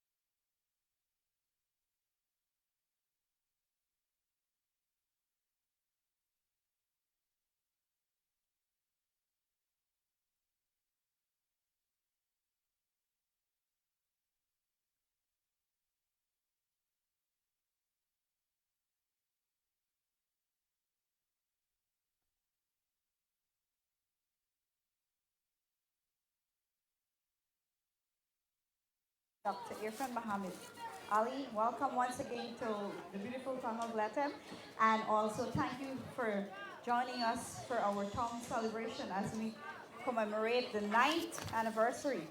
Other members of the head table, I know I'll make this very short because you've heard everything that the president had to say, our Minister of Education and our Minister of Health had to say. And I am more than elated and overjoyed to be part of this experience, to be part of what is happening here today. And this is history in the making. And everybody here should count themselves lucky and show their support by Round of applause for the government of Guyana. Not forgetting our other stakeholders, the IDB representative, Ms. Salazar, and we hear many times that they play crucial role hand in hand with the government of Guyana in helping us to realize many of these successes. And not so long ago, there was a team that visited the region in the company of Dr. Leslie Ramsamy, who held a consultation with us, and another team from the Ministry of Education who held another consultation with us. And they were asking us and hearing the responses from the residents and us as leaders, the mayor, chairperson, Ario, what is our response? What do we need for the term within the government? And the first two things on the agenda was a new secondary school for Lethem and a bigger, newer hospital. And today I want to thank them and all the other counterparts for this and that is happening. And you know, wake me up, is this a dream? No, it is reality. So let's all stand together and thank each and every one of them for their hard work and dedication. And the government of Guyana, led by Dr. Irfan Muhammad Ali. Thank you all. Thank you, Deputy Mayor. And now I invite His Excellency, the Ministers, the IDB Country Head, the regional officials, the contractors, Sidewell Farm. As we turn the sod now for the new state-of-the-art Lethem Regional Hospital, we invite the staff of the health sector, the various levels, nurses, medics, you know, yourselves, even the students, all of you who are in the health sector to come forward to join us for this moment when the sod will be turned.